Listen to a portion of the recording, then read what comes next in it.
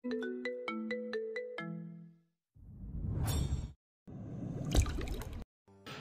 কি মনে হয় তুই আমাকে ছেড়ে গেলে আর মেয়ে জুটবে না?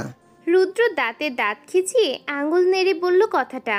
তাহমি মুচকি হেসে রুদ্রের আঙুল চেপে ধরে ব্রু উঁচিয়ে বলে, না, জুটবে না। তা কেন? কণ্ঠে রুদ্রর আকাশসম বিস্ময়। ছেলেটার বিস্ময় কাটার আগেই তাহমি ওর পেটে কনুই দিয়ে একটা জোরে সোরে গুঁতো মারল। কারণ তোর আশেপাশেও কোনো মাইয়া আসলে তার ঠ্যাং ভেঙে হাতে বটি ধরিয়ে দেব। রুদ্র গুঁতো খেয়ে ব্যথায় আরও রেগে গেল। তোর সাথে আজ এখন তৃতীয়বারের মতো এবং ফাইনাল ব্রেকআপ। এরপর যদি আমার বিষয়ে কথা বলিস তোকে থাপ্পড় মেরে সিধে করে দিব। ঘাড় তেরা টক্সিক একটা মেয়ে। রুদ্র হনহনিয়ে স্থান ত্যাগ করতেই যাবে এমন সময় সুনয়না পেছনে থেকে ডাকল। তাহমির দিকে দৃষ্টিপাত করে রুদ্র দ্রুত সুনয়নের সামনে দাঁড়ালো। সুনয়না চমকালো রুদ্রর এমন আচরণে। তাহমিদ হেলে দুলে এগিয়ে আসছে ওদের ঠিক দিকেই। কি হয়েছে রুদ্র, এভাবে আমাকে আড়াল করে দাঁড়িয়ে আছো কেন? শোনোই না, তুমি এখান থেকে চলে যাও এখন। তুমি বরং ভার্সিটির বাইরে গিয়ে অপেক্ষা করো, আমি বেরিয়ে কল দিচ্ছি। রুদ্রর কথা শেষ হওয়ার আগেই তাহমি এসে রুদ্রকে একটা থাপ্পড় মেরে সামনে থেকে সরিয়ে দিয়ে সুনয়নার চুল ধরে পিঠে ধুমধাম ঘুষি মারতে শুরু করেছে। রুদ্র টাল সামলাতে না পেরে পড়তে পড়তে উঠে দাঁড়ালো মাত্র। সুনয়না তো কিছু বুঝতে পারছে না। সুনয়না রুদ্রর বড় ভাইয়ের শালিকা, আপাতত রুদ্রদের বাসায় বেড়াতে এসেছে। রুদ্র, এই মেয়েকে, এই মেয়ে, তুমি আমাকে অসভ্যের মতো মারছো কেন? সুনয়না তাহমির সাথে ঠিক পেরে উঠছে না। সুনয়নার থেকে তুলনামূলক তাহমি রোগা পাতলা গড়নের। সুনয়নার এর মধ্যেই নিঃশ্বাসের গতিবেগ বৃদ্ধি পেয়েছে। অবস্থা বেগতিক দেখে রুদ্র দৌড়ে এসে তাহমিকে ধরে ঠেলে সরিয়ে ফেলল। ফলশ্রুতিতে তাহমি রাস্তায় বসে পড়েছে। রুদ্র সুনয়নাকে সেভ করার জন্য এক হাতে কাঁধে হাত রেখে তাহমির দিকে রাগান্বিত দৃষ্টিতে তাকিয়ে বলল, অনেক হয়েছে তাহমি, এবার সত্যি সত্যি আমি তোর থেকে মুক্তি চাই। এত টক্সিক মানুষ কিভাবে হয় আল্লাহ। যাই হোক, আমি সুনয়নাকে বিয়ে করব, আমাদের দুই পরিবারের ইচ্ছে এটা। এমনিতেও তোর মতো মাথা খারাপ টক্সিক মেয়ের সাথে আমার পোষাবে না, তাই আশা করি আজকের পর থেকে আর আমাকে বিরক্ত করবি না। রুদ্রর কথাগুলো রাস্তায় বসে থেকেই শুনল তাহমি। ইচ্ছে করে বসে আছে। সুনয়নার দিকে একবার তাকালো তাহমি, পরক্ষণেই উঠে দাঁড়িয়ে হেসে বলল, কংগ্রেচুলেশনস সুনয়না, এই আনরোম্যান্টিক বলদ মার্কা ছেলের সঙ্গে বিয়ে করে অনেক সুখী হও। তাহমি। রুদ্র একটু থমকে বলল। সুনয়নার দুজনের কথার মধ্যে ফেঁসে গেছে। বিয়ের কথা তো মাত্র শুনল ও, পারিবারিকভাবে কখন ঠিক হলো? তাহমি রুদ্রর ধমকে একটু ভয় ডর পাওয়ার মেয়ে না। ঠোঁটের কোণের হাসির রেখা বজায় রেখে ধীর পায়ে এগিয়ে গেল সুনয়নার কাছাকাছি। সুনয়না ভয়ে শুকনো ঢোক গিলে রুদ্রর দিকে চোখাচোখি করল একবার। রুদ্র শক্ত করে ধরে আছে সুনয়নাকে। একটা গোপন কথা বলি শোনো, রুদ্রর বেড পারফরমেন্স কিন্তু খুব বাজে, ঠিক মতো স্যাটিসফাই করতেই পারে না। যাই হোক, বাই। তাহমি সুনয়নার কানের পাশে গিয়ে কথাগুলো ফিসফিস করে বলে সেখান থেকে চলে গেল। সুনয়নার তো বিষম খেলো ওর কথা শুনে। কি বললো? কিছু না রুদ্র। সুনয়না মুখে কিছু না বললেও মনে মনে ভাবলো, কি অসভ্য মেয়ে। রুদ্র সুনয়নাকে নিয়ে আর এক মুহূর্ত অপেক্ষা না করে ভার্সিটি থেকে বেরিয়ে গেল। এই মেয়ের বিশ্বাস নেই, আবার যদি এসে ঝামেলা করে। দুপুরের পর থেকে ঘরে ঢুকে দৌড় আটকে দিয়েছে খান বাড়ির একমাত্র মেয়ে তাহমি। মাস্টার্স প্রথম বর্ষের ছাত্রী সে। সুন্দরী, স্মার্ট, বুদ্ধিমতী মেয়ে তাহমি। বাবা মায়ের একমাত্র সন্তান হওয়ার সুবাদে একটু বেশি আহ্লাদি বলা যেতে পারে। প্রধান শহরের পাশের এক উপজেলায় খান পরিবারের বসবাস। এই যুগে এসেও তাহমির বাবা ও চাচা একসাথে একই বাড়িতে থাকে। তারিকুল খান ও ফাহিম খান দুই ভাই। বড় ভাই তারিকুলের দুটি সন্তান, ছেলে বড় সহন খান আর মেয়ে ছোট ফাইজা খান। ফাহিম খানের একটি মাত্র সন্তান তাহমি খান। সহন স্থানীয় উচ্চ বিদ্যালয়ের শিক্ষক হিসেবে কর্মরত আছে। ফাইজা এবার এইচএসসি পরীক্ষার্থী। তাহমি, তাহমি, কি হয়েছে রে? দুপুর গড়িয়ে সন্ধ্যা হতে যাচ্ছে, তবুও তুই ঘরে দরজা আটকে বসে আছিস? জাহানারা খানের কোনো কথাই তাহমির কর্ণকুহুরে পৌঁছাচ্ছে না এখন। কানে হেডফোন গুঁজে সেই বিকেলে ঘুমিয়ে গেছে মেয়েটা। কিন্তু আরও কয়েকবার মেয়েকে ডাকাডাকি করেও কোনো সাড়া শব্দ না পেয়ে চিন্তায় পড়ে গেলেন জাহানারা। ফাহিম খানও বাসায় নেই এখন। কিভাবে দরজা খুলবে? তাহমিদের 3 তলা বাড়ি, দোতলায় থাকে ওরা, আর 3 তলায় শহনরা, নিচতলায় কেউ থাকে না। জাহানারা খান কি করবে বুঝতে না পেরে তড়িঘড়ি করে শহনের নম্বরে কল লাগালেন। হ্যালো ছোট মা। শহন, তুই বাসা ফিরেছিস? জাহানারা খানের চিন্তিত কণ্ঠস্বরে শহন কিছু একটা আঁচ করতে পেরে উন্মুক্ত শরীরে একটা টি শার্ট পরে নিল। হ্যাঁ, কিছু হয়েছে? আমি আসবো। হ্যাঁ, তাহমি দুপুর থেকে ঘরে ঢুকে দরজা আটকে আছে, কোনো সাড়া শব্দ নেই। দেখো, তোমার মেয়ে হয়তো মরার মতো ঘুমিয়ে আছে। শহন আর তাহমির সম্পর্ক খুব একটা ভালো না, অবশ্য তাতে তাহমির অবদান বেশি। সব সময় শহনকে জ্বালাতন করতে না পারলে ওর শান্তি লাগে না। এই তাহমির জন্যই তো গত বছর শহনের রিলেশনশিপটা ভেঙে গেল। বাবা, তুই একবার আয়। আমি দরজার বাইরে আছি, দরজা খুলে দাও। জাহানারা খান তড়িঘড়ি করে গিয়ে দরজা খুলে দিলেন। শহন ঘরে ঢুকেই সোজা তাহমির ঘরের দিকে এগোলো। মনে মনে তীব্র প্রতিভা করে নিল, যদি আজ সত্যি অসভ্য মেয়েটা ঘুমিয়ে থেকে সবাইকে টেনশনে ফেলে, তাহলে ওর একদিন কি শহনের একদিন। তাহমি, এই তাহমি, দরজা খুলবি নাকি ভেঙে ঢুকবো? তাহমির মা অস্থির হয়ে দাঁড়িয়ে আছেন শহনের পাশে। এই মেয়েকে নিয়ে বড্ড চিন্তায় থাকতে হয় ওনাকে। কোনো কথা শোনে না, বিয়ে দিয়ে দিবে তাও বিয়ে করবে না, আর ঠিক মতো লেখাপড়াও না। শহন বার কয়েক ডাকাডাকির পর শেষমেশ দরজা ভেঙেই ঘরে ঢুকলো।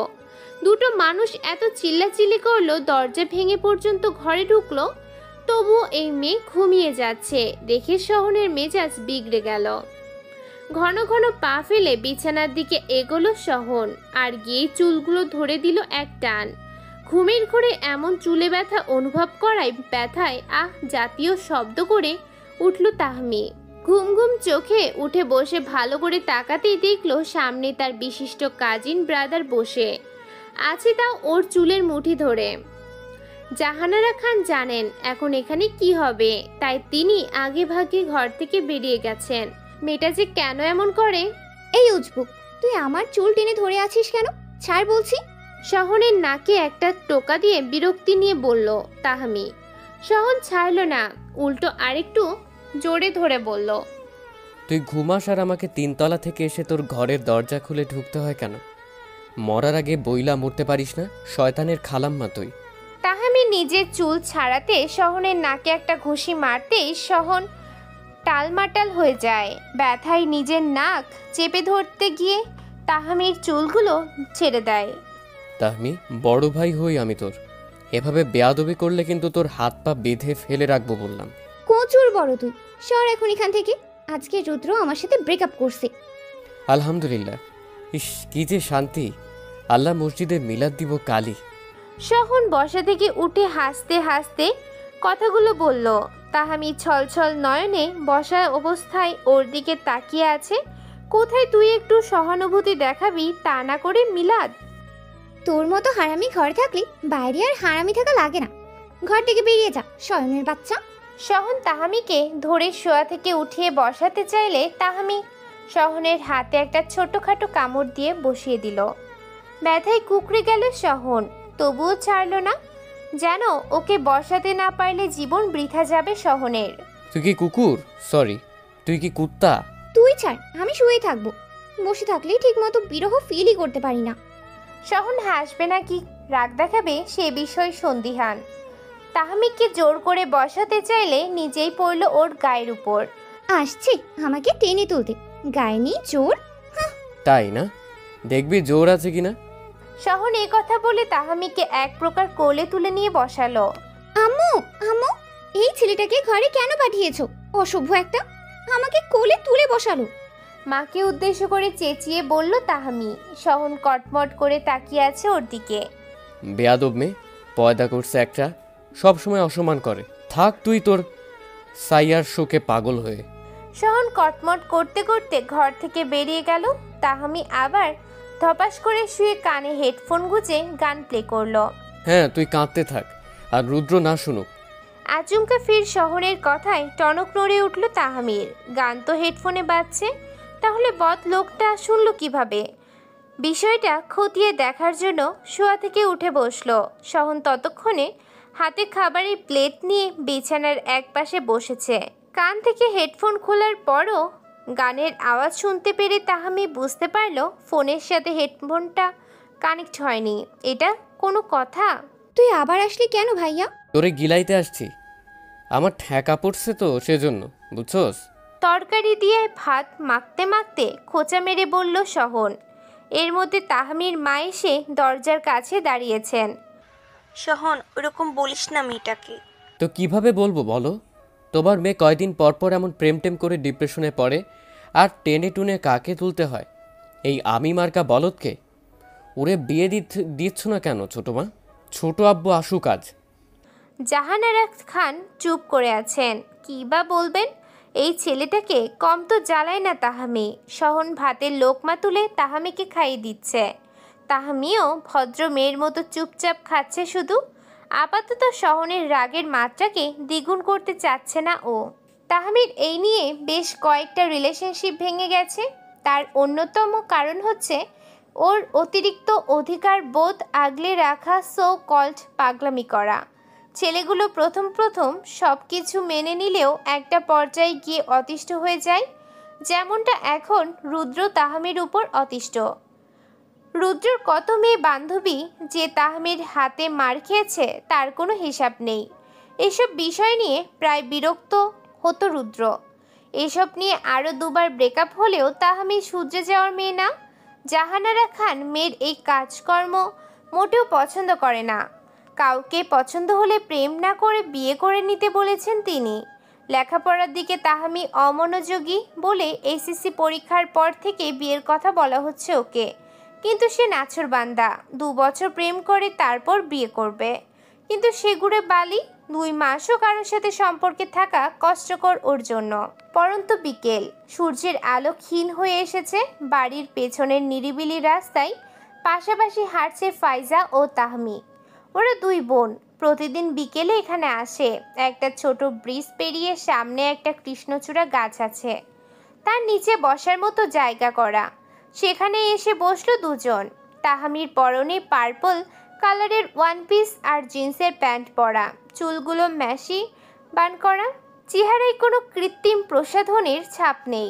ফাইজার বেলায় আবার ব্যাপারটা একেবারে উল্টো। ফাইজা সব সময় মেকআপ করে থাকে, সুন্দর ড্রেস আপ অর্নামেন্টস পরে নিজেকে সাজিয়ে রাখতেই ভালোবাসে ও, যাকে বলে একেবারে টিপটপ হয়ে থাকা। আপু দেখো, সামনে চায়ের দোকান, আজ অনেক লোকজন। ফাইজা আঙ্গুল উঁচিয়ে ইশারায় দেখিয়ে বলল। তাহমি এক নজরে দেখে নিল পুরো দোকানের হালচাল। আসলে আজ অন্যান্য দিনের থেকে লোক সমাগম বেশি। থাক, সমস্যা নেই। আজকে যা খেতেও ইচ্ছে করছে না, হাতের মধ্যে নিষ্পিস করছে রে। ওমা কেন? বিস্ময় নিয়ে শুধালো ফাইজা। তাহমি ফিচেল হাসলো, নড়ে চড়ে বসে বলল, রুদ্র আর সুনয় নাকি মন মতো থাপড়াইতে পারলে শান্তি লাগতো। ফিক করে হেসে দিল ফাইজা। আরে তুমি কার ঘরে বউ হবে, সেই ছেলের জীবন একেবারে তেজপাতা হয়ে যাবে, সে বিষয়ে আমি শিওর। হুস। ফোনের রিংটংয়ের শব্দে নড়ে চড়ে উঠল তাহমি। ব্যাগ থেকে ফোন বের করে স্ক্রিনে বৃষ্টিপাত করতে দেখলো রুদ্রর নম্বর। অবাক হলো না তাহমি। ঠোঁটের কোণে শয়তানি হাসি ফুটিয়ে কল রিসিভ করে কানে ধরে চুপ করে রইল। রুদ্র কি বলে সেই অপেক্ষায়। এই তুই সেদিন কানে কানে কি বলেছিস সুনয়নাকে? ও আমাকে বিয়ে করতে চাচ্ছে না কেন? আহা, ওটা কানে কানে না, কানে মুখে বলা হবে। আমি তো মুখ দিয়ে বললাম, তুই ঠিকঠাক মতো স্যাটিসফাই করতেই পারিস না। ফোনের অপর প্রান্তে বসে থমকালো রুদ্র। কি বলছে এসব? এই তাহমি, তুই কি বলতেছিস ভাই? বলছি, তুই বেটে ভালো পারফরমেন্স করতে পারিস না। মেয়ে কিন্তু যথেষ্ট সেক্সি, নইলে পারিস না শুনেই বিয়েতে না করে দিল। ফাইজা কানে আঙুল চেপে ধরে এদিক ওদিক তাকাচ্ছে। কি সব নাউজুবিল্লাহ মার্কা কথাবার্তা। ছি। তাহমি, অসভ্য বেয়াদব মেয়ে একটা। তুই কি জানিস আমি পারি কিনা? ধরতে গেলে পিছলে যেতিস, এখন আবার এসব অভিযোগ? সেই সব তো আর কেউ বিশ্বাস করবে না। প্রেম করেছিস, রুম ডেট যে করিসনি সেটা কিভাবে প্রমাণ করবি তোর নয়না টুকু সুনয়নার কাছে? তুই আসলে সাইকো আর প্রচণ্ড নির্লজ্জ একটা মেয়ে। ধুর। রুদ্র রাগে দুঃখে নিজের ফোনই ফ্লোরে ছুঁড়ে ফেললো। এদিকে তাহমিকে ফোন রাখতে দেখে কান থেকে আঙুল সরালো ফাইজা। তাহমি ফোনটা ব্যাগে রেখে আনন্দের সহিত গান ধরল। আহা কি আনন্দ আকাশে বাতাসে। আপু এসব কি বললো? তোমার কি একটু লজ্জা নেই? ফাইজা মুখ গোমরা করেই বলল। তাহমি বসা থেকে উঠে দাঁড়ালো। আমার নেই বলেই তো তোর আর তোর ভাই লজ্জা 16 আনা।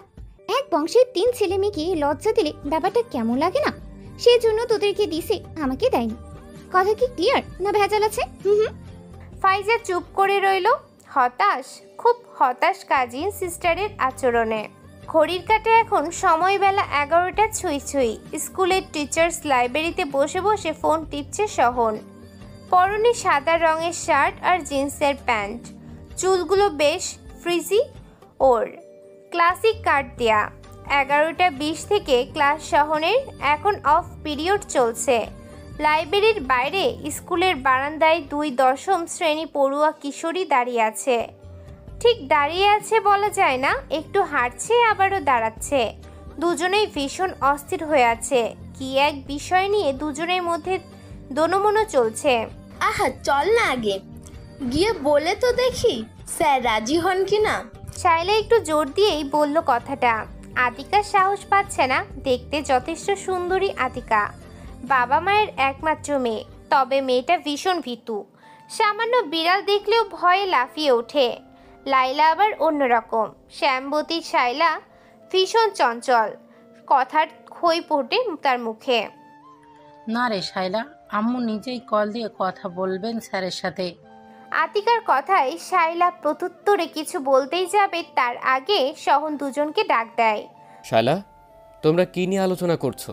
ক্লাস রেখে এখানে কি? স্যারের ডাকে আটকে উঠল আতিকা। শাইলা আতিকার হাত ধরে লাইব্রেরির দরজায় দাঁড়িয়ে মৃদু হেসে বলল, স্যার একটু আসি, জরুরি কথা ছিল। জরুরি কথা? সহন একটু ভেবে দুজনকে ভিতরে ঢুকতে বলল। আতিকা চুপ করেই রইল। শাইলা বলল যা বলার। শাইলার বলা কথার সারমর্ম হলো ওরা দুজন এসএসসি পরীক্ষার আগ পর্যন্ত সহনের কাছে প্রাইভেট পড়বে। মূলত সহন বায়োলজির টিচার হলেও ইংলিশ সাবজেক্টও প্রাইভেট পড়ায়। 2টো ব্যাচ আছে, একটা ছুটির পর পড়ে, আরেকটা সন্ধ্যায়। তবে বাসায় কাউকে পড়তে আসতে বললে বলে না, শিক্ষার্থীদের বাসায় গিয়ে পড়ায়। সহনের হাতে এখন অতিরিক্ত ব্যাচ তৈরি করে স্টুডেন্ট পড়ানোর মতো সময় নেই। আর শাইলা আর আতিকা চাচ্ছে ওদের দুজনকে বাসায় গিয়ে যাতে আলাদা পড়ানো হয়। দেখো শাইলা, আমার হাতে আসলে সময় নেই। অলরেডি 2টো দল পড়ছে, তাই নতুনভাবে সময় বের করে তোমাদের বাসায় গিয়ে পড়াতে পারবো না। শহরের উত্তরে বেজায় মন খারাপ লাগছে আতিকার। এত কিছু করেও কি স্যারকে কিছুক্ষণ চোখের সামনে দেখতে পারবে না? শাইলা হাল ছাড়ার পাত্রী না। সে হেসে হেসে পুরো উদ্যমে আবারও বলে, স্যার তাহলে আমরা আপনার বাসায় যাব। রাতে বিকালে যখন বলবেন যাব। আমাদের বাসা থেকে সমস্যা নেই, এতে আপনারও সুবিধা হবে স্যার, কারণ কোথাও যেতে হবে না। ঠিক আছে, বাসায় গিয়ে আমার সাথে তোমাদের অভিভাবকদের কথা বলতে বলবে। তারপর কাল থেকে রাত 8টায় পড়তে আসবে। অনেক ধন্যবাদ স্যার, আমরা আসছি। শাইলা প্রফুল্ল চিত্রে কথাগুলো বলে বসা থেকে উঠে দাঁড়ালো। 2 বান্ধবী খুশি খুশি মনে বেরিয়ে গেল লাইব্রেরি থেকে। সহন যদি জানতো এই প্রাইভেট পড়ানো নিয়ে কি দুর্গতি পোহাতে হবে ওকে, তবে কখনোই রাজি হতো না। বড়মু কি রান্না করছো? হাতের আস্ত আপেলটা মুখে পুরে এক কামড় দিয়ে চিবোতে চিবোতে শুধালো তাহমি। চুলোর উপরে বসানো কড়াইয়ের উপর নজর ওর। সময়টা এখন সন্ধ্যাবেলা। বাইরে টিপ টিপ বৃষ্টি। সহনের মা আইমান রাতের জন্য রান্না করছেন। ফাইজা নিজের ঘরে পড়াশুনো নিয়ে ব্যস্ত। সহন এখনো বাসায় ফেরেনি। ভালো হয়েছে তুই এসেছিস। গরুর মাংস দিয়ে খিচুড়ি রান্না করছি রে। বৃষ্টি হচ্ছে, সাথে খিচুড়ি হলে জমে যাবে বল। খিচুড়িতে পানি দিয়ে একটু নাড়াচাড়া করে দিলেন আইমান খান। তাহমিও খিচুড়ি পছন্দ করে খুব। পুরো জমে যাবে গো। ফাইজা কই? আর তোমার ছেলেটা? ফাইজা পড়ছে। সহন তো বাসায় ফিরেনি এখনো। দুজনে রান্নাঘর থেকে বেরিয়ে বসার ঘরে সোফায় বসলো। হাতের আপেলটা অর্ধেক খেয়ে টেবিলের ওপর ফলের ঝুড়িতে রাখলো তাহমি। ব্রু কুঞ্চিত করে একবার দরজার দিকে দৃষ্টিপাত করে বলল, তোমার ছেলে এসে পড়েছে, দরজা খুলে আসছি। আয়মান থ হয়ে বসে আছে। হাঁটার শব্দ শুনেই বুঝে গেল। অবশ্য বুঝবে না কেন, ছোট থেকে তো একসাথে আছে সবাই। ফাইজা আর সহনের সব কিছুই খুব খেয়াল করে তাহমি। মেয়েটাই আসলে এমন কাছের মানুষদের খুব খেয়াল রাখে, আগলে রাখে। তাছাড়া তাহমির ষষ্ঠ ইন্দ্রিয় খুব সজাগ, যাকে বলে সিক্স সেন্স। কিরে, ছাগলের 3 নাম্বার বাচ্চার মতো লাফাতে লাফাতে সে দরজা খুললি কেন? ঠোঁটের কোণে হাসি ফুটিয়ে বলল সহন। তাহমির হাসি হাসি মুখখানা মুহূর্তেই চুপসে গেল। সহন ভেতরে ঢুকে নিজেই দরজা আটকে দিয়েছে। আয়মান গেছেন রান্নাঘরে। খিচুড়ি কত দূর হলো সেটা দেখতে। তুই একটা গরু, সারাদিন পর এসে হাম্বা হাম্বা না করে ঘরে যা, শয়তান ছেলে একটা। সহন কিছু বলল না, এমনিতেই ইচ্ছে করে খেপানোর চেষ্টা করেছে তাহমিকে। তার উপর আর কিছু বললে নিয়ন্ত্রণে রাখা যাবে না মেয়েটাকে। সারাদিন পর শরীর যথেষ্ট ক্লান্ত সহনের। আহা, রাগ করিস না, মজা করেছি। আচ্ছা চল রুমে চল, তোকে একটা জিনিস দিচ্ছি। জিনিস? 5 বছরের বাচ্চার মতো খুশিতে লাফিয়ে উঠে বলল তাহমি। সহন মুচকি হেসে ঘরের দিকে এগোলো, সাথে তাহমিও গেল পিছু পিছু। ঘরে ঢুকে বিছানায় ধপাস করে বসলো তাহমি। সহন শার্ট খুলে কাঁধে তোয়ালে ঝুলিয়ে ড্রয়ার থেকে একটা ডার্ক চকলেট বের করলো। তাহমি বসে বসে পা দোলাচ্ছে। খিচুড়ি খাবে ভেবে মনটা বেশ ফুরফুরে তার। ধর। আয় ধরি। তাহমি সহনের মুখাবয়বের দিক থেকে নজর সরিয়ে নিচে হাতের দিকে দৃষ্টিপাত করলো। চকলেটটা হাত থেকে নিয়ে হেসে বলল, এতগুলো ধন্যবাদ ভাইয়া, তুই খুব ভালো। সহন তোয়ালে দিয়ে আস্তে একটা মুখে বাড়ি মেরে অন্যদিকে ফিরে বলল, তুই একটা খারাপ মার্কামে। তুই রুদ্রর বিয়েতে বাগড়া দিয়েছিস কেন? এক হাতে চকলেট খেতে খেতে অন্য হাত দিয়ে সহনের কোমর ধরে নিজের দিকে ফেরালো তাহমি। এখন বল। বললাম তুই রুদ্রর হবু স্ত্রীকে কি বলেছিস? তাহমি, তুই এমন কেন ভাই? তোর কি লাজ লজ্জা হবে না? রুম ডেটের কথা বলে তুই ব্ল্যাকমেল করছিস রুদ্রকে? আরে এটা ছেলেরা করে, মেয়েরা না। সহন একটু জোরে জোরে বলল কথাটা। তাহমি নড়াচড়া করল না, চুপচাপ বসে সহনের দিকে তাকিয়ে থাকতে থাকতেই চকলেট খাওয়া শেষ করলো। সহন জানে এই মেয়েটা এমনই, তাই চুপচাপ দাঁড়িয়ে আছে ওর উত্তরের অপেক্ষায়। রুদ্র তোর কাছে এসেছিল ভাইয়া? না, আসলে জানলাম কিভাবে বল? ঠিক ঠিক। শোন তাহমি, জোর করে সম্পর্ক হয় না। তাছাড়া ও যখন বিয়ে করে নিতে চাচ্ছে তুই এরকম করছিস কেন? এমন তো না যে তুই ওকে মন প্রাণ দিয়ে ভালোবাসিস।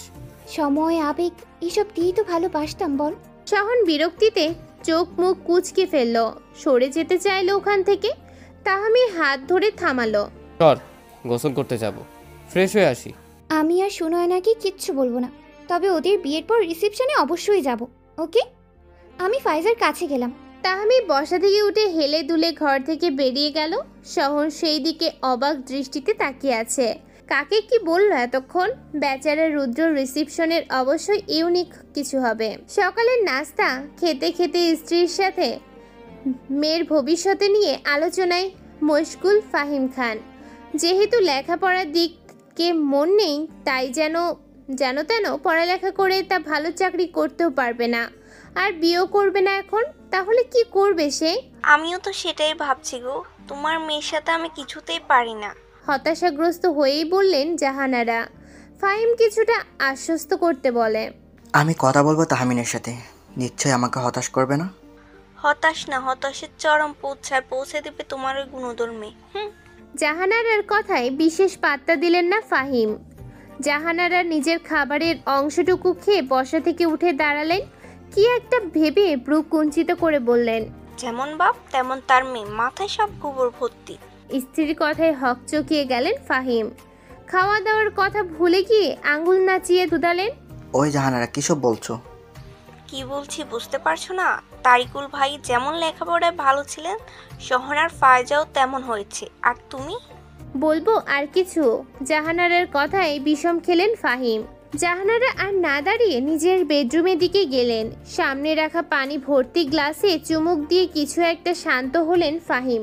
কি দিনকাল আসলো রে বাবা, নিজের একমাত্র বউ মেয়ের জন্য নিজের স্বামীরই মান সম্মান নিয়ে টানাটানি শুরু হয়েছে। কলিং বেলের শব্দে বসার ঘরের সবাই নড়ে চড়ে উঠল। রাত 8টা ছুঁই ছুঁই এখন। এ সময় তাহমি প্রতিদিন সহনদের বাসায় থাকে, ফাইজার সাথে টুকটাক আড্ডা দেয়। মাঝে মধ্যে মনের মতো তরকারি হলে আবার খাওয়া দাওয়া সেরেও যায়।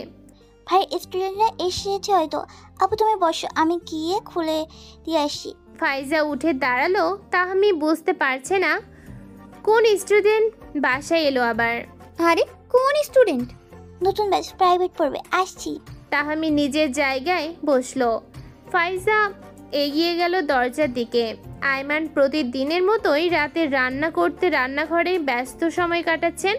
শহর নিজের ঘরে বসে ল্যাপটপ নিয়ে কাজ করছে, চাকরির পাশাপাশি ফ্রিল্যান্সিংও করেও। আসসালামু আলাইকুম। আমরা আসলে সহন স্যারের কাছে পড়তে এসেছি। আতিকা মিষ্টি কণ্ঠে বলল। ফাইজা হেসে ভিতরে ঢুকতে ইশারা করে। হ্যাঁ বুঝতে পেরেছি, ভেতরে এসো তোমরা, আমি তোমাদের ফায়ার রুমে নিয়ে যাচ্ছি। ধন্যবাদ আপু। শায়লা খুশিতে গদগদ হয়ে বলল। দরজা আটকে ওদেরকে নিয়ে শহনের ঘরের দিকে এগোলো ফাইজা। এতক্ষণ চিলের মতো তীক্ষ্ণ দৃষ্টিতে ওদের দিকেই তাকিয়েছিল তাহমি। শায়লাকে বিদার মনে হলো না। তাছাড়া এই রাতে দুটো মেয়ে শহনের ঘরে গিয়ে বসে থাকবে, সেটাও ভালো লাগছে না তাহমির। না তাহমি, সবাই বলে তুই টক্সিক, শান্ত হ তুই। নিজের মনকে শাসালো মেয়েটা। মনোযোগ অন্যদিকে নিতে বড় আম্মুর কাছে গেল। অনেকক্ষণ ধরে বাড়ির সামনের রাস্তায় ল্যাম্পপোস্টের নিচে দাঁড়িয়ে আছে একটি পুরুষ অবয়ব। এখানে দাঁড়িয়ে থাকা তার প্রতিদিনকার নিয়ম মাফিক রুটিন। একটা নির্দিষ্ট সময় এখানে এসে দাঁড়িয়ে থাকে সে, তাও একজন নির্দিষ্ট মানুষের জন্য। অস্থির হয়ে অপেক্ষা করছে আগন্তুক। কখন তার প্রেয়সী এসে ব্যালকনিতে দাঁড়িয়ে তার দিকে অস্পষ্ট দৃষ্টিতে তাকাবে। হাত ঘড়ির দিকে নজর বুলিয়ে দেখল রাত 9টা থেকে 10টা বেজে 10 মিনিট এখন। হঠাৎ সামনের বিল্ডিংয়ের দক্ষিণ দিকের ঘরে আলো জ্বলে উঠল। আগন্তুক স্বস্তির নিঃশ্বাস ফেলল। এতক্ষণে অবশেষে সে ঘরে এলো, কিন্তু আসতে 5 মিনিট দেরি করলো কেন? সে কি জানে না তার জন্য একজন রোজ অপেক্ষা করে থাকে? ফাইজা ঘরের লাইট অন করেই দ্রুত পা চালিয়ে ব্যালকনির দিকে এগোলো। আশেপাশে নজর বুলিয়ে ল্যাম্পপোস্টের দিকে তাকাতেই দৃষ্টি স্থির হলো ওর। লোকটা দাঁড়িয়ে আছে। ইস, আজকে মনে হয় বেশি অপেক্ষা করিয়ে ফেলেছে তাকে। সে জাগে। ফাইজা এক দৃষ্টিতে তাকিয়ে রইল আগন্তুকের দিকে। যদিও এত দূর থেকে কেউ কাউকে স্পষ্ট দেখতে পাচ্ছে না, কিন্তু আবছা আলোতে দুজন দুজনের অবয়ব ঠিক দেখতে পাচ্ছে। এতেই যেন দুজনের শান্তি। প্রথম বিষয়টা খেয়াল করতো না ফাইজা, সেজন্য আগন্তুক প্রায় কলেজ যাওয়ার পথে রাস্তার নির্দিষ্ট জায়গায় জায়গায় চিরকুট রাখত, তবুও দেখতো না ফাইজা। একদিন বাড়ির দেয়াল টপকে লোকটা বাড়ির পেছনে এসে দুটো চিঠি পাইপের সাহায্যে দোতলায় উঠে ফাইজার রুমের ব্যালকনিতে রেখে গিয়েছিল। বিষয়টা জানার পর ফাইজা অবশ্য ভয় পেয়ে গিয়েছিল, কারণ ব্যালকনিতে আসা তো মুখের কথা নয়। ঘন্টা দেড়েক পরে মাত্র শহরের রুম থেকে বের হলো শায়লা ও আতিকা। নিচে রাস্তায় ওদেরকে নিতে গাড়ি এসে দাঁড়িয়ে আছে, সেই জন্য দ্রুত পা চালিয়ে বাসা থেকে বেরিয়ে গেল দুজন। ওরা যাওয়া মাত্রই শহরের ঘরে ঢুকলো তাহমি। পিঙ্ক কালারের টপস আর ব্ল্যাক কালারের প্লাজো পরনে ওর, চুলগুলো মেসি বান করা, কানে ছোট অর্নামেন্টস। শহন ল্যাপটপ টেবিলে রেখে কেবল দরজার দিকে এগোচ্ছিল। ঘর থেকে বেরিয়ে ডাইনিং টেবিলে খেতে যাবে বলে এর মধ্যে ঘোড়ার মতো ছুটে ঘরে ঢুকলো তাহমি। কিরে এমন দৌড়ে ঘরে ঢুকলি যে? শহনের কথার কোনো উত্তর দিল না তাহামি। বুকের দুই পাশে 2 হাত রেখে পেছনে ঠেলতে ঠেলতে একেবারে বিছানায় ফেলে দিল শহনকে। তাহামির এমন আচরণে চমকালো শহন। এমন করছে কেন মেয়েটা?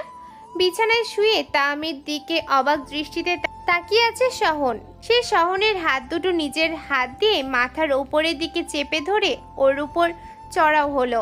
রাগে থরথর করে কাঁপতে কাঁপতে বলল, তুই কি ওদের দুজনের স্যার? নাকি চোখ দিয়ে গিলে খাওয়ার মতো কোনো খাদ্যদ্রব্য? কি বলছিস? আরে গায়ের উপর থেকে সর না, নির্লজ্জ একটা। চুপ, আমি দেখেছি ওই শায়লা মেয়েটা তোর দিকে কেমন দৃষ্টিতে দেখছিল বারবার। সহন তাহমির হাত সরিয়ে নিজেই ওকে শুয়ে দিয়ে উল্টো তাহমির হাত চেপে ধরল। ওরা তোর মতো না, ছেলেদের গিলে খায় না। বইয়ের দিকে তাকিয়েছিল, আমার দিকে না। আমার দিকে কেউ তাকাচ্ছে না, তাকাবে না ভাই। তুই শান্ত হ প্লিজ। সহনের অসহায় মুখখানা দেখে মন শান্ত হলো না তাহমির। আমি ছেলেদের গিলে খাই? সহন জিব্বায় কামড় দিয়ে ফ্যালফ্যাল দৃষ্টিতে তাকিয়ে আছে তাহমির দিকে। কি বললো একটু আগে? ইস, পাগল কেউ খেপায়। আরে ধুর, আমি তো মজা করেছি। শোন, আম্মু কিন্তু আজ তোর ফেভারিট করলা ভাজি করেছে। চল খেয়ে আসি, তারপর না হয় এখান থেকেই আবার ঝগড়া শুরু করব। তাহমি কোনো উত্তর না দিয়ে সহনের গলায় একটা কামড় বসিয়ে দিল। চমকালো থমকালো সহন, চিৎকার করতেও পারলো না, কারণ বাসার সবাই শুনলে মান সম্মান নিয়ে টানাটানি। তবে সহন চুপ করে আছে দেখে তাহমি বেশি জোরে কামড় দিল না। হঠাৎ করে ওর মনে হলো একজন পুরুষ ওর কাছে খুব এতটাই কাছে যে দুজন দুজনার নিঃশ্বাসের গতিবেগ টের পাচ্ছে। যতই কাজিন হোক, সহন তো একজন পুরুষ মানুষ। তাহমি তড়িৎ গতিতে সহনকে নিজের উপর থেকে সরিয়ে শোয়া থেকে উঠে বসলো। সহন অবশ্য বুঝতে পারছে না এত জলদি কিভাবে ছাড়া পেল। তোর ছাত্রীদের বলে দিবি পড়তে আসবে, নজর যেন পড়াশোনার দিকেই থাকে, তোর উপর মোটেই না। খেতে যাচ্ছি আমি। তাহমি ঘর থেকে বেরিয়ে যেতেই উঠে বসলো সহন। একদিনে এই কুরুক্ষেত্র বাঁধালো তাহমি, এরপর না জানি আরো কি কি করে। এটা ঠিক, শায়লা একটু চঞ্চল, কিন্তু তাহমি যা বলছিল সেটাও তো ঠিক না। এসব ভাবতে ভাবতে ঘর থেকে বেরিয়ে এসেছে সহন। ডাইনিং টেবিলের কাছে গিয়ে দেখে তাহমি এর মধ্যে ভাত খাওয়া শুরু করেছে। তারিকুল খানও মাত্র বসলেন খেতে। আয়মান ওনাকে খাবার দিচ্ছে। তোর বাবাকে দিয়ে তোকেও খাবার দিচ্ছি। তুমি বাবাকে দাও, আমি নিজেই ভাত খেয়ে নিচ্ছি। মায়ের কথার পরিপ্রেক্ষিতে বলল সহন। খাওয়া দাওয়া শুরু করার পর হঠাৎ খেয়াল হলো ফাইজা নেই এখানে। মা, ফাইজা খেয়েছে? হ্যাঁ, ও তো 9টার মধ্যে খেয়ে নেয় এখন। বাহ, আগে তো 10টার আগে খেত না। যাক, তাড়াতাড়ি খাওয়া দাওয়া করা ভালো। সহনের কথার মধ্যে তাহমির নজর গেল ওর গলার দিকে। কামড়ের দাগ না বসলেও লিপস্টিকের দাগ ঠিক বসে গেছে। সামনে বড় আম্মু বড় আব্বু বসা, কোনো মতে দেখলে কি ভাববেন তারা? নিজেকে সর্বশ্রেষ্ঠ কুকুর বলে মনে হচ্ছে তাহমির। রাগ হয় ভালো কথা, কিন্তু কামড়াতে হবে কেন? এটা কেমন লজিক? একদিন বাড়ির দেয়াল টপকে আগন্তুক বাড়ির পেছনে এসে পাইপের সাহায্যে দোতলায় উঠে দুটো চিঠি ফাইজার রুমের ব্যালকনিতে রেখে গিয়েছিল। বিষয়টা জানার পর ফাইজা অবশ্য ভয় পেয়ে গিয়েছিল, কারণ ব্যালকনিতে আসা তো মুখের কথা নয়। কিন্তু আশ্চর্যের বিষয় হলো এতদিনে লোকটার পরিচয় জানতে পারেনি ফাইজা। ফোনের রিংটংয়ের আওয়াজে ভাবনার ছেদ ঘটল ফাইজার। সে অপরিচিত নম্বরটা, অর্থাৎ আগন্তুক কল দিয়েছে। ফাইজার অস্থির লাগছে ভীষণ। হার্টবিট স্বাভাবিকের চেয়ে একটু বেড়েও গেছে হয়তো। কেমন সব কিছু গুলিয়ে যাচ্ছে। ইতস্ততভাবে শেষমেশ কলটাও রিসিভ করলো। সাথে সাথে ওপাশ থেকে শান্ত কণ্ঠস্বর শোনা গেল। এত আনমনে কি ভাবছেন? লোকটা কখনো কল দিয়ে ফর্মালিটি করে না, যেটুকু বলার শুধু সেটুকুই বলে। তবে ফাইজা এখন কিভাবে বলবে ওনাকে? তাকে নিয়েই তো ভাবনায় মশগুল ছিল। কিছু একটা তো বলা উচিত। ফাইজা ল্যাম্পপোস্টের দিকে দৃষ্টিপাত করলো। আবসা আলোতে লোকটাকে পায়চারি করতে দেখতে পাচ্ছে। মনে হচ্ছে ওর দিকে তাকিয়েই লোকটা ভাটছে। না মানে আসলে আপনি কি সেটাই ভাবছিলাম। কথা বলতে গিয়ে ফাইজার কণ্ঠস্বর বারবার কেঁপে কেঁপে উঠল। আগন্তুক নিঃশব্দে মুচকি হাসলো। এক দৃষ্টিতে ওর দিকে তাকিয়ে থেকেই বলল, আমি আগন্তুক। মাঝে মাঝে ইচ্ছে করে আপনার সাথে আর কথা বলবো না, আর ব্যালকনি যেতে পারবো না, কিন্তু অভ্যস্ত হয়ে গেছি। আজীবন অভ্যাস হয়ে থাকতে চাই, রাখবেন? একটু নড়ে চড়ে উঠল ফাইজা। এলোমেলো দৃষ্টিতে বারবার রাস্তার দিকে তাকাচ্ছে। লোকটাকে দেখে বোঝা যাচ্ছে না এখন। আপনি কোথায়? আমার যা দেখার ছিল দেখা হয়ে গেছে, উত্তরের অপেক্ষায় রইলাম। আজকের মতো শুভরাত্রি। ফাইজা জানে এখনো চাইলে অতিরিক্ত 1 সেকেন্ড কলে কথা বলতে পারবে না আগন্তুক। এর মধ্যে অপর প্রান্ত থেকে কল কেটে দিয়েছে। ল্যাম্পপোস্টের দিকে একবার তাকিয়ে দীর্ঘশ্বাস ফেলল ফাইজা। তারপর নিজের বিছানায় গিয়ে শরীর এলিয়ে দেয়া হয়। তেমনই কিছু কিছু ভালোবাসার ধরনও আলাদা হয়। কেউ প্রকাশ্যে ভালোবাসে, কেউ বা গোপনে, কেউ পাগলামি করে, কেউ বা নীরবে নিভৃতে। বর্ষার সকল ঝিরিঝিরি বৃষ্টি হচ্ছে বাইরে। আকাশে কালো মেঘের আনাগোনা, সাথে একটু একটু ঝড়ো হাওয়া। টিং টিং আওয়াজ করে এলাকার সবচেয়ে বড় ভার্সিটির দিকে এগোচ্ছে আই চালিত রিক্সা। তাতে বসে আছে তাহমি, পরনে টপস আর স্কার্ট, হাতে পার্পল রঙের ছাতা। বাসে চলাচল করতে ভালো লাগে না ওর। অনেক লোকজন থাকে বাসে, বিশেষ করে বাসের মধ্যে হ্যারাসমেন্টের আশঙ্কা থাকে। সেদিন লোকাল বাসে একটা মেয়ে দাঁড়িয়েছিল, বাসে দুটো মাঝ বয়সী লোক। তাহমি আগে ভাগে বাসে উঠেছিল বলে সিট পেয়ে গেছিল অবশ্য। বাস চলাকালীন হঠাৎ মেয়েটির দিকে দৃষ্টিপাত করতেই আটকে ওঠে। মাঝ বয়সী লোক দুটোর মধ্যে একজন মেয়েটিকে পেছন থেকে বাজেভাবে স্পর্শ করছিল। অন্যজন তেমন কিছু না করলেও বিষয়টা দেখে বেশ মজা নিচ্ছিল। মেয়েটি হয়তো দুর্বল চিত্তের, সেজন্য প্রতিবাদ করার বদলে বারবার চেষ্টা করছিল একটু সামনে এগিয়ে দাঁড়াতে। কিন্তু লোকটা এত অসভ্য, মেয়েটার পেছন পেছন সেও সামনে এগিয়ে দাঁড়ায়। তাহমি সেদিন লোকটাকে সবার সামনে এক্সপোজ করে ঠিকই, কিন্তু এরকম ঘটনা তো অহরহ ঘটে। আফা, আইসা পড়ছি তো। রিক্সাওয়ালা মামার কথায় সংবিত ফিরে গেল তাহমি। ব্যাগ থেকে ভাড়ার টাকা হাতে নিয়ে রিক্সা থেকে নামলো। ও হ্যাঁ, এই নিন ভাড়া। লোকটা ভাড়া নিয়ে আবারও রিক্সা নিয়ে যাত্রীর আশায় অন্যদিকে গেল। তাহমি ক্যাম্পাসে ঢুকতেই সালমা, আফিয়া ও সানজিদা এগিয়ে গেল। বৃষ্টির মধ্যেও ওদের হাঁটাচলা করতে হবে। কি অবস্থা তোর? আফিয়া তাহামি চুলগুলো হাত দিয়ে মুছে দেওয়ার ভঙ্গি করে শুধালো। ছাতা থাকা সত্ত্বেও একটু আড্ডু পানি ছিটে লেগেছে। বিন্দাস, তোদের কি খবর? শুনলাম সালমা আপার বিয়ে। তাহামির কথায় সালমা লাজুক ভঙ্গিতে মুচকি হাসলো। মেয়েটা ভীষণ শান্ত লাজুক স্বভাবের। সানজিদা তাতে আরো পেয়ে বসলো ওকে। আরে ঠিক শুনেছিস তুই, পেটনিকটা ওর কাজিনকেই বিয়ে করবে শেষ পর্যন্ত। কাজিনকে? সানজিদার কথায় হেঁচকি উঠে গেছে, সাথে বিস্ময় নিয়ে তাকিয়ে আছে সালমার দিকে। তাহমির হেঁচকি দেখে নিজের ব্যাগ থেকে পানির বোতল বের করে দিল আফিয়া। ও আবার সব সময় সাথে পানি রাখে। তাহমি বোতল থেকে 2 ঢোক পানি পান করে একটু ধাতস্থ করে নিল। সবাই ওর দিকে তাকিয়ে আছে। সানজিদা এখন উত্তর দিল, হ্যাঁ, ওর চাচাতো ভাইকে বিয়ে করেছে ও। কিন্তু তাতে তুই এমন থতমত খেলি কেন? তোরও কি এমন কোনো ব্যাপার ট্যাপার আছে নাকি? হুম। হুশ, ছোটবেলা থেকে ভাই ডাকলাম যাকে, তাকে বিয়ে? চুপ বেয়াদব মেয়ে। সানজিদার মাথায় গাঁটটা মারল তাহমি। তাতে সবাই হেসে উঠল একসাথে। ভাই, ভার্সিটির ভেতরে চল, বৃষ্টির তোপ বাড়ছে, ছাতা দিয়ে কাজ হচ্ছে না কিন্তু। আফিয়ার কথায় সবাই একমত হলো। 4 জন একসাথে ভার্সিটির ভেতরে যাবে বলে এগোতে লাগলো। তাহমি, কি করছিস এটা? এভাবে পেছন থেকে 2 হাত ধরে রেখেছিস কেন? হাত না ধরে রাখলে তোমাকে মন মতো আদর করতেই পারবো না। নড়াচড়া করো না, খালি আস্তে করে একটা কামড় দিব শুধু। শাওন কিছু বলার আগেই তাহমি দাঁত বসিয়ে দিল ওর ঘাড়ে। মৃদু গোঙানির মতো শব্দ শুনে তাহমি ছেড়ে দিল শাওনকে। মুখোমুখি দাঁড়িয়ে মিটিমিটি হাসছে মেয়েটা। শাওন বেশ রেগে গেছে। তোর এই কুত্তা মার্কা স্বভাব যদি না বদলাতে পারিস তবে তোর দাঁত ভেঙে দিব আমি। আর হ্যাঁ, এত নির্লজ্জ কেমনে হয় কেউ? আমি তোর ভাই হই, আমাকে আদর। শাওনের কথা শেষ হওয়ার আগেই তাহমি চোখের পলকে নিজের ওষ্ঠ ছুঁয়ে দিল ওর হাতে। শাওন কিং কর্তব্য বিমূঢ় হয়ে দাঁড়িয়ে আছে। চোখগুলো এত বড় বড় হয়ে গেছে যে মনে হচ্ছে এখনই বুঝি কোটর থেকে বেরিয়ে যাবে। তাহমির হাতে কিছু যায় আসছে না। সে শাওনের বক্ষে হাত রেখে গভীরভাবে চুম্বনে লিপ্ত। উফ, আর একটু সময় করতে দাও, সরো সরো। উফ।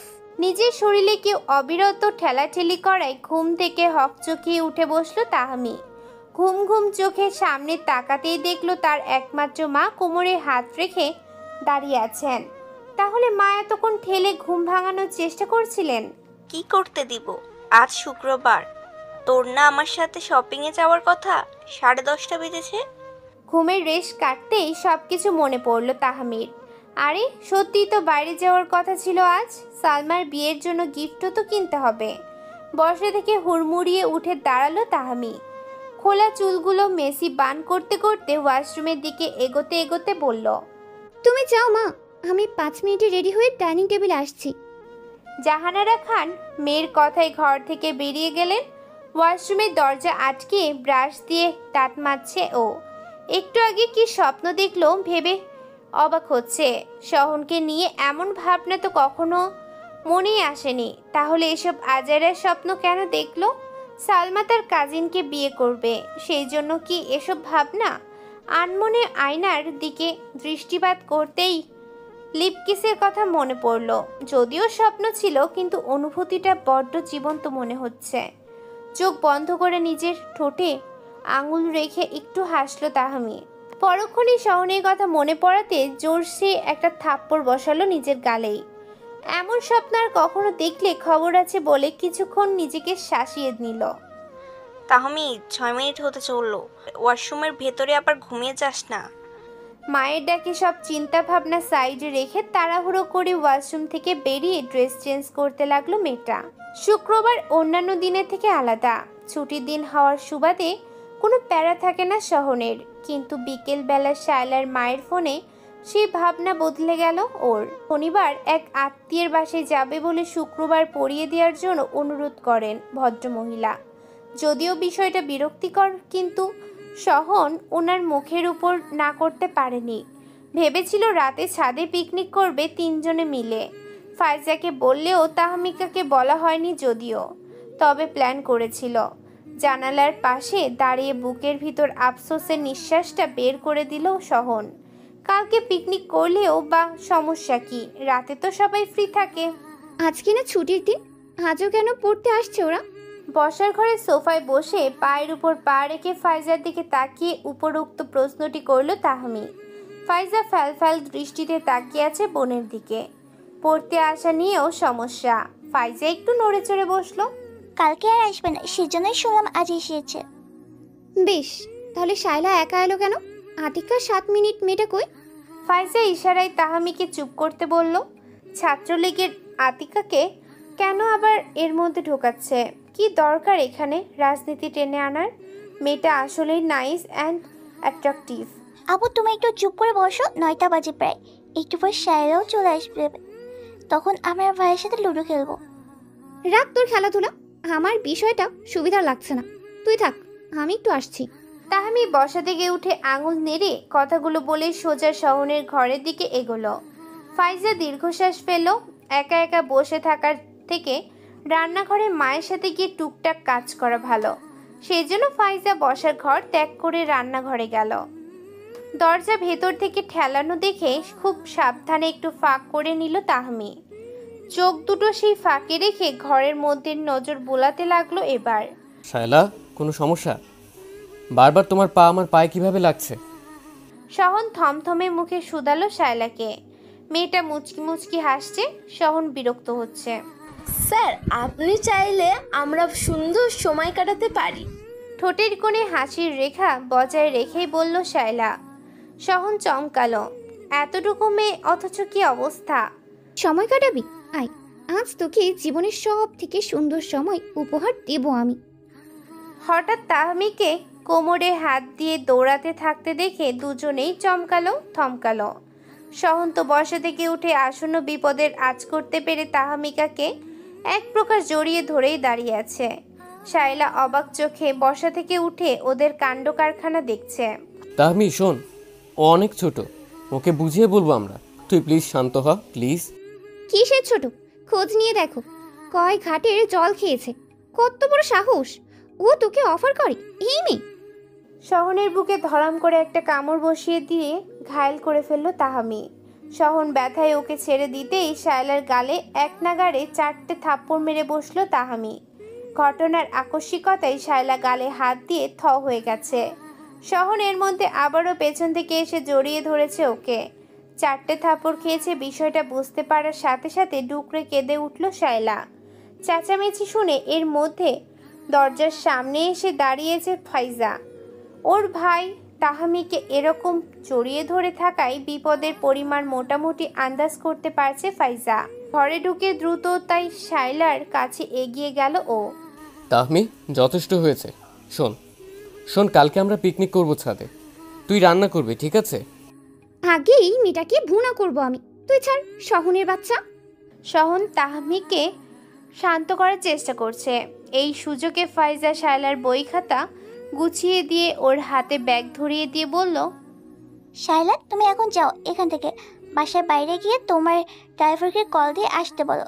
ভাইয়ের বেশিক্ষণ আপুকে সামলে রাখতে পারবে বলে মনে হয় না। শায়লা আপাতত ব্যথা ভুলে গেছে। ফাইজার কথা মতো তাড়াতাড়ি কাঁধে ব্যাগ চাপিয়ে ওর ঘর থেকে বেরিয়ে গেল। ফাইজা শহনের দিকে অসহায় দৃষ্টিতে তাকিয়ে আছে। ফাইজা, তুই যা। শহন ইশারায় ফাইজাকে বোঝালো শায়লার সাথে বাইরে গিয়ে দাঁড়াতে। যতই হোক শহনের কাছে পড়তে এসেছে, ভালো মন্দ সবই এখন ওর উপরে বর্তাবে। ফাইজা ভাইয়ের কথা মতো ঘর থেকে দ্রুত পা চালিয়ে বের হয়ে গেছে। তাহমিকে এখনো পেছন থেকে কোমরে হাত রেখে ধরে দাঁড়িয়ে আছে শাহন। শায়লাকে চলে যেতে দেখে আরও ক্ষেপে গেছে ও। শহন কি করবে বুঝতে পারছে না। হঠাৎ করে কিছু না ভেবে কয়েক সেকেন্ডের মধ্যে তাহমিকে সামনে ঘুরিয়ে শক্ত করে বুকে জড়িয়ে নিল শহন। শ্বাস প্রশ্বাস দ্রুত বেগে চলছে মেয়েটার। রাগের জন্য শহনকে ধরেনি পর্যন্ত। শহন মাথায় হাত বুলিয়ে দিচ্ছে। তুই শায়লাকে যেতে দিলি কেন ভাইয়া? ও তোর পায়ে পা ছুঁয়ে দিয়েছে, আবার সেক্স করার জন্য অফার করেছে। এত অসভ্য এতটুকু মেয়ে। ওসব করতে চাইনি, ও হয়তো কোথাও ঘুরতে যেতে চেয়েছিল। তুই সব সময় এমন চটে যাস কেন তাহমি? তোকে সামলাতে আমি হিমশিম খাই। কবে ভালো হবি তুই? আমি খারাপ? তাহমি শহনকে জাপটে ধরে চোখে চোখ রেখে শুধালো। শহন চুপ করে আছে, বলল এক কথা আর তাহমি বিপরীত দিকে নিচ্ছে, আবার না রাগারাগিস করে। মোটেও না, তুই তো মহারানী। তাহমি এক দৃষ্টিতে শহনের দিকে তাকিয়ে আছে। হঠাৎ করে মনে হচ্ছে সামনে দাঁড়িয়ে থাকা পুরুষটি ভীষণ সুদর্শন, বিয়ে করার যোগ্য। এই লোক ছাড়া আর কে পারবে তাহমিকে সহ্য করতে? ছোটবেলা থেকে তো সহ্য করেই আসছে। না, এসব কি ভাবছে তাহমি? এইসব ভেবে তাহমির রাগ গলে জল হয়ে গেল। লজ্জায় গাল দুটো হঠাৎ লাল হয়ে উঠেছে। তাহমি অবাক হলো, ওর আবার লজ্জাও আছে। ভয়ঙ্কর ব্যাপার তো। ঠিক আছে, এখন চল, খেতে যাবি। তাহমি শহনকে আলগা করে দিতেই শহনও ওকে বাহুডোর থেকে মুক্ত করে দিল। এতটুকু সময়ের মধ্যে মেয়েটা স্বাভাবিক কিভাবে হলো সেই নিয়ে অবাক হয়েছে শহন। তবে রাগ কমেছে, এটাই অনেক। আচ্ছা চল, একসাথে যাব। আমি আজ বাসায় গিয়েই খাবো। কেন? ছোট আম্মু কি স্পেশাল কিছু রান্না বান্না করেছে নাকি? আরে না, আজকে শুধু আলু ভর্তা, ডাল আর পুঁটি মাছ রান্না হয়েছে। তাহলে তোমার মাথা। তাহমির মেজাজ যখন অতিরিক্ত ফুরফুরে থাকে তখন শহনকে তুমি বলে ডাকে। তাহমি শহনকে অবাক করে দিয়ে মুচকি হেসে ঘর থেকে বেরিয়ে গেল। শহন বেচারা বোকার মতো দাঁড়িয়ে আছে। মেয়েটার এই অদ্ভুত পরিবর্তন দেখে পুরোই হতভম্ব সে। সারা রাত তুমুল বৃষ্টির পরে একটি রৌদ্রোজ্জ্বল দিনে শুরু হয়েছে। দীর্ঘদিন বৃষ্টির পর আজকে রোদের দেখা পেয়ে স্বস্তির নিঃশ্বাস ফেলেছে সাধারণ লোকজন। বৃষ্টি হলে মানুষের স্বাভাবিক জীবনযাপন কিছুটা হলেও ব্যাহত হয়। সকাল সকাল এতগুলো বাজার নিয়ে বাসায় ফিরেছেন তারিকুল খান। ফাইজা বাজারের ব্যাগগুলো নিয়ে রান্নাঘরে রেখে এসেছে। আয়মান স্বামীর জন্য চা নিয়ে এসেছে। সকালে হাঁটতে বের হয়েছিলেন তারিকুল। তারপর কি মনে করে বাজার করে নিয়ে এলেন এখন? চায়ে আর একটু চিনি দিলে কি হতো সোহানের মা? আয়মান মুচকি এসে স্বামীর প্রশ্নের জবাবে বললেন, চিনি খেতে হবে না তোমাকে, ডায়াবেটিক্স বাঁধে বসে আছে, তার মধ্যে আবার চিনি চিনি করো। ফাইজা বাবা মায়ের কথা শুনে রান্নাঘরে বসেই হাসছে। ও বাজারগুলো ব্যাগ থেকে বের করে রাখছে। আয়মান, আচ্ছা বাদ দাও এসব। শোনো, সোহনের তো বিয়ে শাদি করাতে হবে এবার। সবাই বলছে ছেলের বয়স হয়েছে। কেন, তুমি কি বুঝতে পারছো না যে ছেলের বয়স হয়েছে? আয়মান সোফাতে বসলেন। তারিকুল চা শেষ করে কাপটা টি টেবিলে রাখলেন। তা বলিনি তো।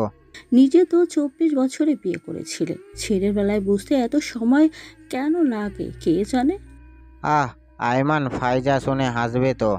তারিকুল কিছুটা চাপা স্বরে বললেন। আয়মান বসা থেকে উঠে এসে হেসে বললেন, সে সবই জানে, থাকো তুমি। নাস্তা তৈরি করতে যাচ্ছি, রাতে কথা বলবো সহনের বিষয়। আচ্ছা যাও, আমি ফ্রেশ হয়ে আসছি ততক্ষণে। আয়মান ও তারিকুল যে যার মতো কাজে গেলেন। লাইব্রেরিতে বসে আছে সহন খান। গতকালের ঘটনার পর থেকে একটু চিন্তিত সহন। আজকে শায়লা স্কুলে আসেনি। আতিকা তো গতকালও অনুপস্থিত ছিল। শায়লা বাসায় গিয়ে কিভাবে বিষয়টা বলে সেই নিয়ে। মেয়েটার গালে তাহমির 5টা আঙ্গুলের দাগ স্পষ্ট দেখা যাচ্ছিল। একটু আসতেও তো মারতে পারতো। কি ব্যাপার সোহান, তোমাকে চিন্তিত দেখাচ্ছে কেন? কোনো সমস্যা? রাশেদুল ইসলাম সহনের কলিগ। বয়সে সহনের থেকে বছর 10-এর বড় হবেন, তবে বেশ বন্ধুত্বপূর্ণ সম্পর্ক ওদের। সহন একটু নড়ে চড়ে উঠল। রাশেদুল ভাই সহনের সামনাসামনি চেয়ার টেনে বসেছেন। পরনে ওনার সাদা পাঞ্জাবি পাজামা, মুখ ভর্তি চাপদাড়ি। সহন গলা খাকারি দিয়ে বলতে লাগলো, তেমন কিছু না রাশেদুল ভাই, তবে একটু চিন্তা করছি, এটা ঠিক। এই বলছো চিন্তা করছো, আবার বলছো তেমন কিছু না, যে কোনো একটা বলো ভাই। সহন রাশেদুলকে গতকালের ঘটনার সংক্ষিপ্ত আকারে বলল। রাশেদুল ভাই বেশ মনোযোগ সহকারে শুনলেন সবকিছু।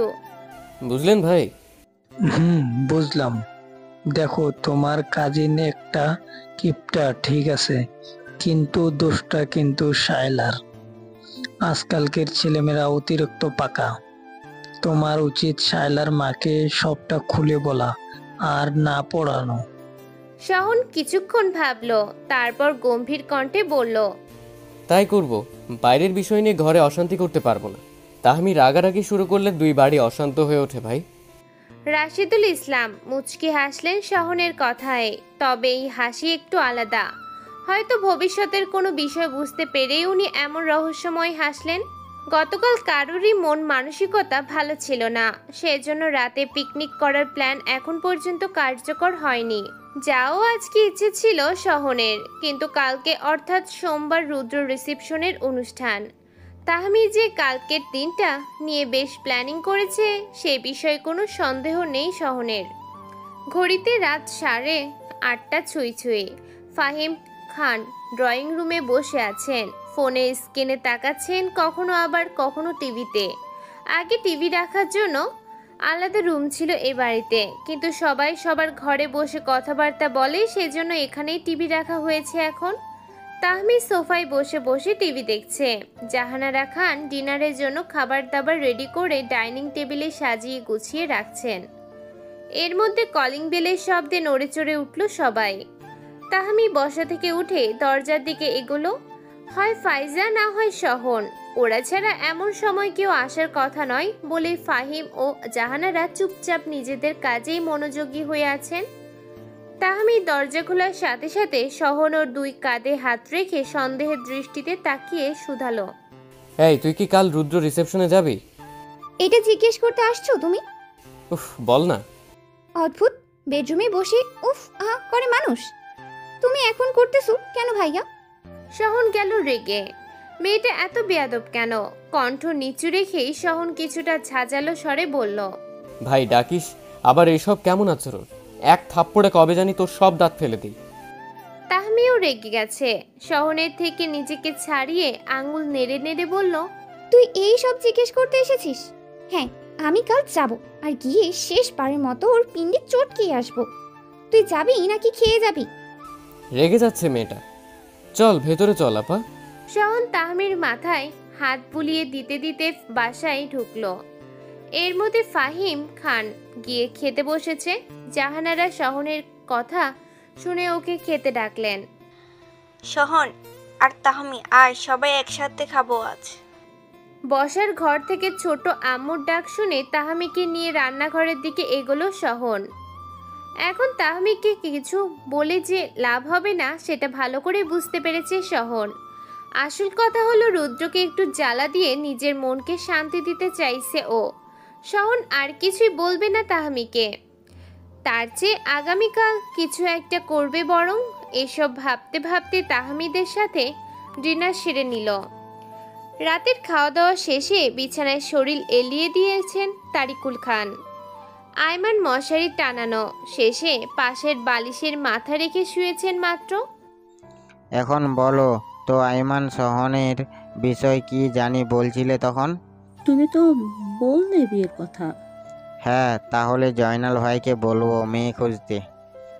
আয়মান স্বামীর বুকে হাত রেখে পাশ ফিরে শুয়ে বললেন, একটা কথা বলবো? বাহ, এত আহ্লাদি হয়ে বলছো যে। তারিকুল মুচকি হেসে শুধালেন। আয়মান বললেন, তাহমিকে তোমার কেমন লাগে? তারিকুল তাহমি ওকে আবার আলাদা করে কেমন লাগবে? রাগী খ্যাপাটে তবে সুন্দর মনের একটা মেয়ে। আমার বংশের মেয়ে কি খারাপ হতে পারে? শেষের কথাটা বেশ গর্ব করে বললেন তারিকুল। হ্যাঁ, এটাই কথা। ঘরে ভালো মেয়ে থাকতে বাইরে মেয়ে খুঁজে লাভ কি বলো? তারিকুল কিঞ্চিত চমকালেন স্ত্রীর কথায়, মুখোমুখি শুয়ে বললেন, কি বলছো তুমি সহন? আর তাহমি রাজি হবে? ওদের আর না মানায় কি আছে বলো? লোকে কি চাচাতো মামাতো ভাই বোনদের বিয়ে করে না, নাকি শরিয়াত নেই? আহা আয়মান, তা বলিনি আমি। বললাম ওরা দুজন মানসিকভাবে বিষয়টা মানবে কি না। বিয়ে হয়ে গেলে সব ঠিক হয়ে যাবে। সহন রাজি না হলেও তোমার কথা ফেলবে না। তাহমির ব্যাপারটা আলাদা, ও রাজি না হলে আর কিছু হবে না। তারিকুল খান একটু ভাবলেন। ভাবনার অতলে সব কিছু সাজিয়ে গুছিয়ে দেখে খানিকক্ষণ বাদে বললেন, তুমি তাহলে তাহমির মায়ের সাথে আগে কথা বলে দেখো তাহমি রাজি হয় কি না। সব কিছু ঠিক থাকলে আমি ফাহিমের সাথে কথা বলবো। ঠিক আছে। রাত অনেক হলো, বাতিটা নিভিয়ে আসি বরং। হ্যাঁ, যাও। তারিকুল শোয়া থেকে উঠে গিয়ে বাতি অফ করে এলেন। জোয়েকলাত বিয়েবাড়ির উৎসবে হঠাৎ গান বেজে ওঠাতে উপস্থিত সবাই চমকালো। তবে তার চেয়ে বেশি চমকালো স্টেজে একজন যুবতীকে নাচতে দেখে। রুদ্র আর সুনয়া তো স্টেজের সামনে দাঁড়িয়ে হাঁ হয়ে তাকিয়ে আছে। বাকিদের অবস্থাও একই রকম। ছোট থেকে বড় সবাই নিজেদের কাজকর্ম ভুলে স্টেজে নাচতে থাকা তাহমির দিকে বিস্ময় নিয়ে তাকিয়ে আছে। অফ হোয়াইট কালারের লেহেঙ্গা পরনে ওর চুলগুলো ব্রেঞ্চ বিনুনি করা, কানে গলায় সিম্পল গয়নাগাটি। এক কথায় বেশ সুন্দর লাগছে। মজার কথা হলো ওকে কেউ নাচতে বাধা দিচ্ছে না, সবাই যেন সার্কাস দেখতে ব্যস্ত। রুদ্রর হাতটা সুনয়না শক্ত করে ধরেছে এর মধ্যে। কিছু হবে না সুনয়না, শান্ত থাকো তুমি। নির্লজ্জ মেয়েটাকে আমি দেখছি, জাস্ট ওয়েট। মেয়েটা প্রথম দিনের অভিজ্ঞতার কথা আজও বোধ হয় ভুলতে পারেনি। রুদ্র সুনয়নার হাতটা শক্ত করে ধরেছে। রুদ্র সুনয়নাকে আশ্বস্ত করে আগে গিয়ে গানটা বন্ধ করলো। আর সাথে সাথে সবাই এক প্রকার নড়ে চড়ে উঠল যেন। মেয়েটা নাচ নেহাত খারাপ করেনি বলেই এতক্ষণ সবাই নিচেই মুগ্ধ ছিল। রুদ্রকে স্টেজের দিকে এগিয়ে আসতে দেখে তাহমি স্কুর হাসল। রুদ্র প্রচণ্ড রেগে আছে। স্টেজ থেকে নামতেই রুদ্রর মুখোমুখি হলো তাহমি। সুনয়নার পরিবারের লোকজন সহ রুদ্রর পরিবারের সবাই ওদের দিকে উৎসুকভাবে তাকিয়ে আছে। কি চাস তুই? এরকম অসভ্যের মতো আচরণ কেন করলি? তুই কি বুঝতে পারছিস না আমি আর তোকে চাই না? রুদ্র দাঁতে দাঁত খিচিয়ে বলল কথাগুলো। তাহমি শান্ত হয়ে দাঁড়িয়ে আছে যেন কিচ্ছু হয়নি। হচ্ছে না। পাশ থেকে একজন ওয়েটার যাচ্ছিল। তাহমি তাকে ডাক দিল, হেই এদিকে এসো তো মামা। তাহমি ট্রে থেকে একটা থার্ড ড্রিঙ্কসের গ্লাস নিল। তারপর ইশারায় লোকটাকে চলে যেতে বলে গ্লাসে এক চুমুক দিয়ে রুদ্রর দিকে দৃষ্টিপাত করলো। কি জানি বলছিলিস, এখন বল। আমি এখান থেকে চলে যা বলছি। বাড়াবাড়ি করলে কিন্তু ঘাড় ধাক্কা দিয়ে বের করে দিব। রুদ্রর কথা শেষ হওয়ার আগেই তাহমি গ্লাসের সবটুকু ড্রিঙ্কস রুদ্রর মুখে ছুঁড়ে ফেলল। ঘটনার আকস্মিকতায় হতভম্ব হয়ে গেছে সবাই। রুদ্র নিজেও এটার জন্য প্রস্তুত ছিল না। সবাই বিস্ময়ে ওদের দিকে তাকিয়ে আছে। রুদ্রর বিস্ময়ে কাটার আগেই তাহমি পরপর দুই গালে দুটো থাপ্পড় বসিয়ে দিল ওর। সুনয়না ভয়ে একটু কেঁপে উঠল। রুদ্র চুপচাপ দাঁড়িয়ে আছে। তাহমির চোখে যে কষ্ট, রাগ, ক্ষোভ, ঘৃণা জ্বলজ্বল করছে সেটা এতক্ষণে দৃষ্টিগোচর হয়েছে ওর। তোর কি মনে হয় আমি এখনো তোকে ভিক্ষা চাইতে এসেছি এখানে? এতটা ভিখারি নই আমি মিস্টার রুদ্র। আজ আমি বেহায়া, নির্লজ্জ, আরও কত কিছুই। অথচ সম্পর্কের শুরুতে আমার এসব দিকেই আকৃষ্ট হতিস। নতুন নতুন সব কিছুই খুব টেস্ট, বাট পুরনো হলেই সেই টেস্ট মিষ্টির বদলে তেতো হয়ে যায়, তাই না? তাহমি এক নিঃশ্বাসে কথাগুলো বলে দম নিল একটু। এর মধ্যে রুদ্রর বাবা এগিয়ে আসতে গেলে রুদ্র ইশারায় বারণ করলো। তাহমি ফের বলতে লাগলো, যদি সম্পর্কটা জাস্ট টাইম পাস থাকে সেটা প্রথম থেকেই পার্টনারকে বলতে হয়। আর আমি টক্সিক? হ্যাঁ, আমি তো এমনই ছিলাম রুদ্র। আমি তো একটুও বদলাইনি, বরং তুই পাল্টে গেছিস। এই যে হুট করেই ব্রেকআপ করে দিয়ে বিয়ে করে নিলি, একটিবারের মতো কি ভেবেছিস আমার মনের অবস্থা কেমন হতে পারে? হ্যাঁ মানছি, আমিও তোকে জান প্রাণ দিয়ে ভালোবাসি না, নিজেকে ভালোবেসে তারপরেই তোর কথা ভাবি। কিন্তু আমি যদি আরও সিরিয়াস হতাম, জাস্ট চিন্তা কর একবার, একটা মানুষের সাথে তোর দীর্ঘদিন কথা হয়, একসাথে টাইম স্পেন্ড করিস, হাত ধরে চলিস, কত শত স্মৃতি। ও যে ফোন নাম্বার থেকে কল আসা, হুটহাট ভিডিও কল, টেক্সট, এগুলো সব যখন থুম করেই নাই হয়ে যায়, কিভাবে সহ্য করে বিপরীত দিকের মানুষটা? সহ্য করতে কষ্ট হয় না রে, দম বন্ধ হয়ে আসে, রাতে ঘুম আসে না, খেতে গেলে গলা দিয়ে ভাত নামে না, মাঝরাতে হুট করে ঘুম ভেঙে গেলে মস্তিষ্ক একটাই প্রথম আসে, মানুষটা আর আমার নাই। শুধু তুই বুঝতে পারছিস? জাস্ট নাই সেই মানুষটা। তখন সেই মাঝরাতে যখন স্মৃতিগুলো হৃদয়কে কীট পতঙ্গের মতো কিলবিল করে, বুকটা কেমন করে জানিস? সেটা তুই জানবি না, কারণ তোর সাথেই এমন হয়নি। সব কিছু বাদ দিয়ে যখন মনে হয় যে মানুষটার হাতের স্পর্শ থেকে শুরু করে গভীর আলিঙ্গনে শুধু আমার থাকার কথা ছিল, সেই মানুষটাকে অন্য কেউ ছুঁয়ে দেবে। রুদ্র হুট করে নিজেকে খুব অপরাধী মনে হচ্ছে। তাহমির রাগ ক্ষোভ এখন দীর্ঘশ্বাসে পরিণত হয়েছে। দু চোখ ছলছল করছে মেয়েটার। সুনয়নার চোখ থেকে এর মধ্যে এক ফোঁটা জল গড়িয়ে পড়ল। তাহমির প্রতি কোনো হিংসে কাজ করছে না ওর, কথাগুলো যেন বুকে বিচ্ছে। শাওন কিছুটা দূরে দাঁড়িয়ে সব কিছু দেখছিল। ভেবেছিল ঝামেলা বাড়লে তাহমিকে জোর করে নিয়ে যাবে, কিন্তু এখন যা হচ্ছে সেটাতে আর ঢুকতে চাচ্ছে না ও। কথাগুলো বললে মনটা হালকা হবে তাহমির। তাহমি আমি চুপ! আমি বলি তুই শোন রুদ্র, একটা সম্পর্কে থাকতে গেলে কিছু বিষয় দুজনকে মানিয়ে গুছিয়ে চলতে হয়। মানুষ তো স্বয়ং সম্পূর্ণ নয়, কিছু না কিছু ত্রুটি থাকবেই, কিন্তু ভালোবাসা থাকলেই সব কিছু ব্যালেন্স করে চলা যায়। আমাদের হয়তো সেই ভালোবাসা ছিল না, যদিও তোর প্রতি রাগ ঠিকই এসেছিলাম, কিন্তু এই মেয়েটার দিকে তাকিয়ে সব ভুলে গিয়েছি আমি। তোর বউ খুব ভালো মনের মেয়ে। দেখ না আমার কষ্টে কেমন কাঁদছে। কখনো শুনেছিস কোনো মেয়ে স্বামীর এক্স গার্লফ্রেন্ডের দুঃখ বিলাস দেখে অশ্রুপাত করে? রুদ্র তাহমির দুহাত আঁকড়ে ধরে। তাহমি হাসি হাসি মুখে তাকিয়ে আছে ওর দিকে। সবাই চুপ করে আছে, বিষয়টা বড্ড সেন্সিটিভ। আমাকে ক্ষমা করে দে তাহমি, আমার দিক থেকে কিছু খামতি ছিল, আমার উচিত ছিল আরেকটু অ্যাডজাস্ট করা, কিন্তু সম্ভব হয়নি সেটা। সব কিছুর পর তকদির বলতে একটা বিষয় আছে, আমরা কেউ চাইলেও তা পরিবর্তন করতে পারি না। হ্যাঁ বাদ দে, চল। তাহমির দীর্ঘশ্বাস আটকে শুকনো ঢোক গিলে বলল, কোথায়? আয় না। তাহমি রুদ্রর হাত ধরে সুনয়নার দিকে এগিয়ে যাচ্ছে। সুনয়না নিজেকে সামলে ঠোঁটের কোণে হাসির রেখা ফুটিয়ে ওদের দিকে তাকিয়ে আছে। পরিবারের পীড়াপিড়ি সহ্য করতে না পেরে রুদ্রকে বিয়ে করতে বাধ্য হয়েছে সুনয়না। তবে যা হওয়ার হয়ে গেছে। ঘটে যাওয়া ঘটনাকে কেন্দ্র করে আগত সময়কে নষ্ট করতে চায় না ও। এই যে ভালো মেয়ে, এই নাও তোমার বর, ক্ষমা করে দিও আমাকে। আজকের মতো একটা গুরুত্বপূর্ণ দিনেই তোমাদের বিরক্ত করলাম। তাহমি রুদ্রের হাতটা সুনয়নার হাতে দিয়ে মৃদু হেসে বলল। সুনয়না মিষ্টি করে হাসলো। বাদ দাও এসব, আমি সব কিছু ভুলে গেছি, চলো কিছু খাবে বরং। না গো, এখন চলে যাব, হয়তো কখনো দেখা হবে না, কিন্তু তোমাদের জন্য সব সময় প্রার্থনা করব। রুদ্র কিছু বলতে গিয়েও বলতে পারল না। কোনো অধিকার নেই তাহমিকে আটকে রাখার। এখানে থাকা ওর পক্ষে মোটেও সুখবর না। ঠিক আছে, ভালো থেকো তাহমি।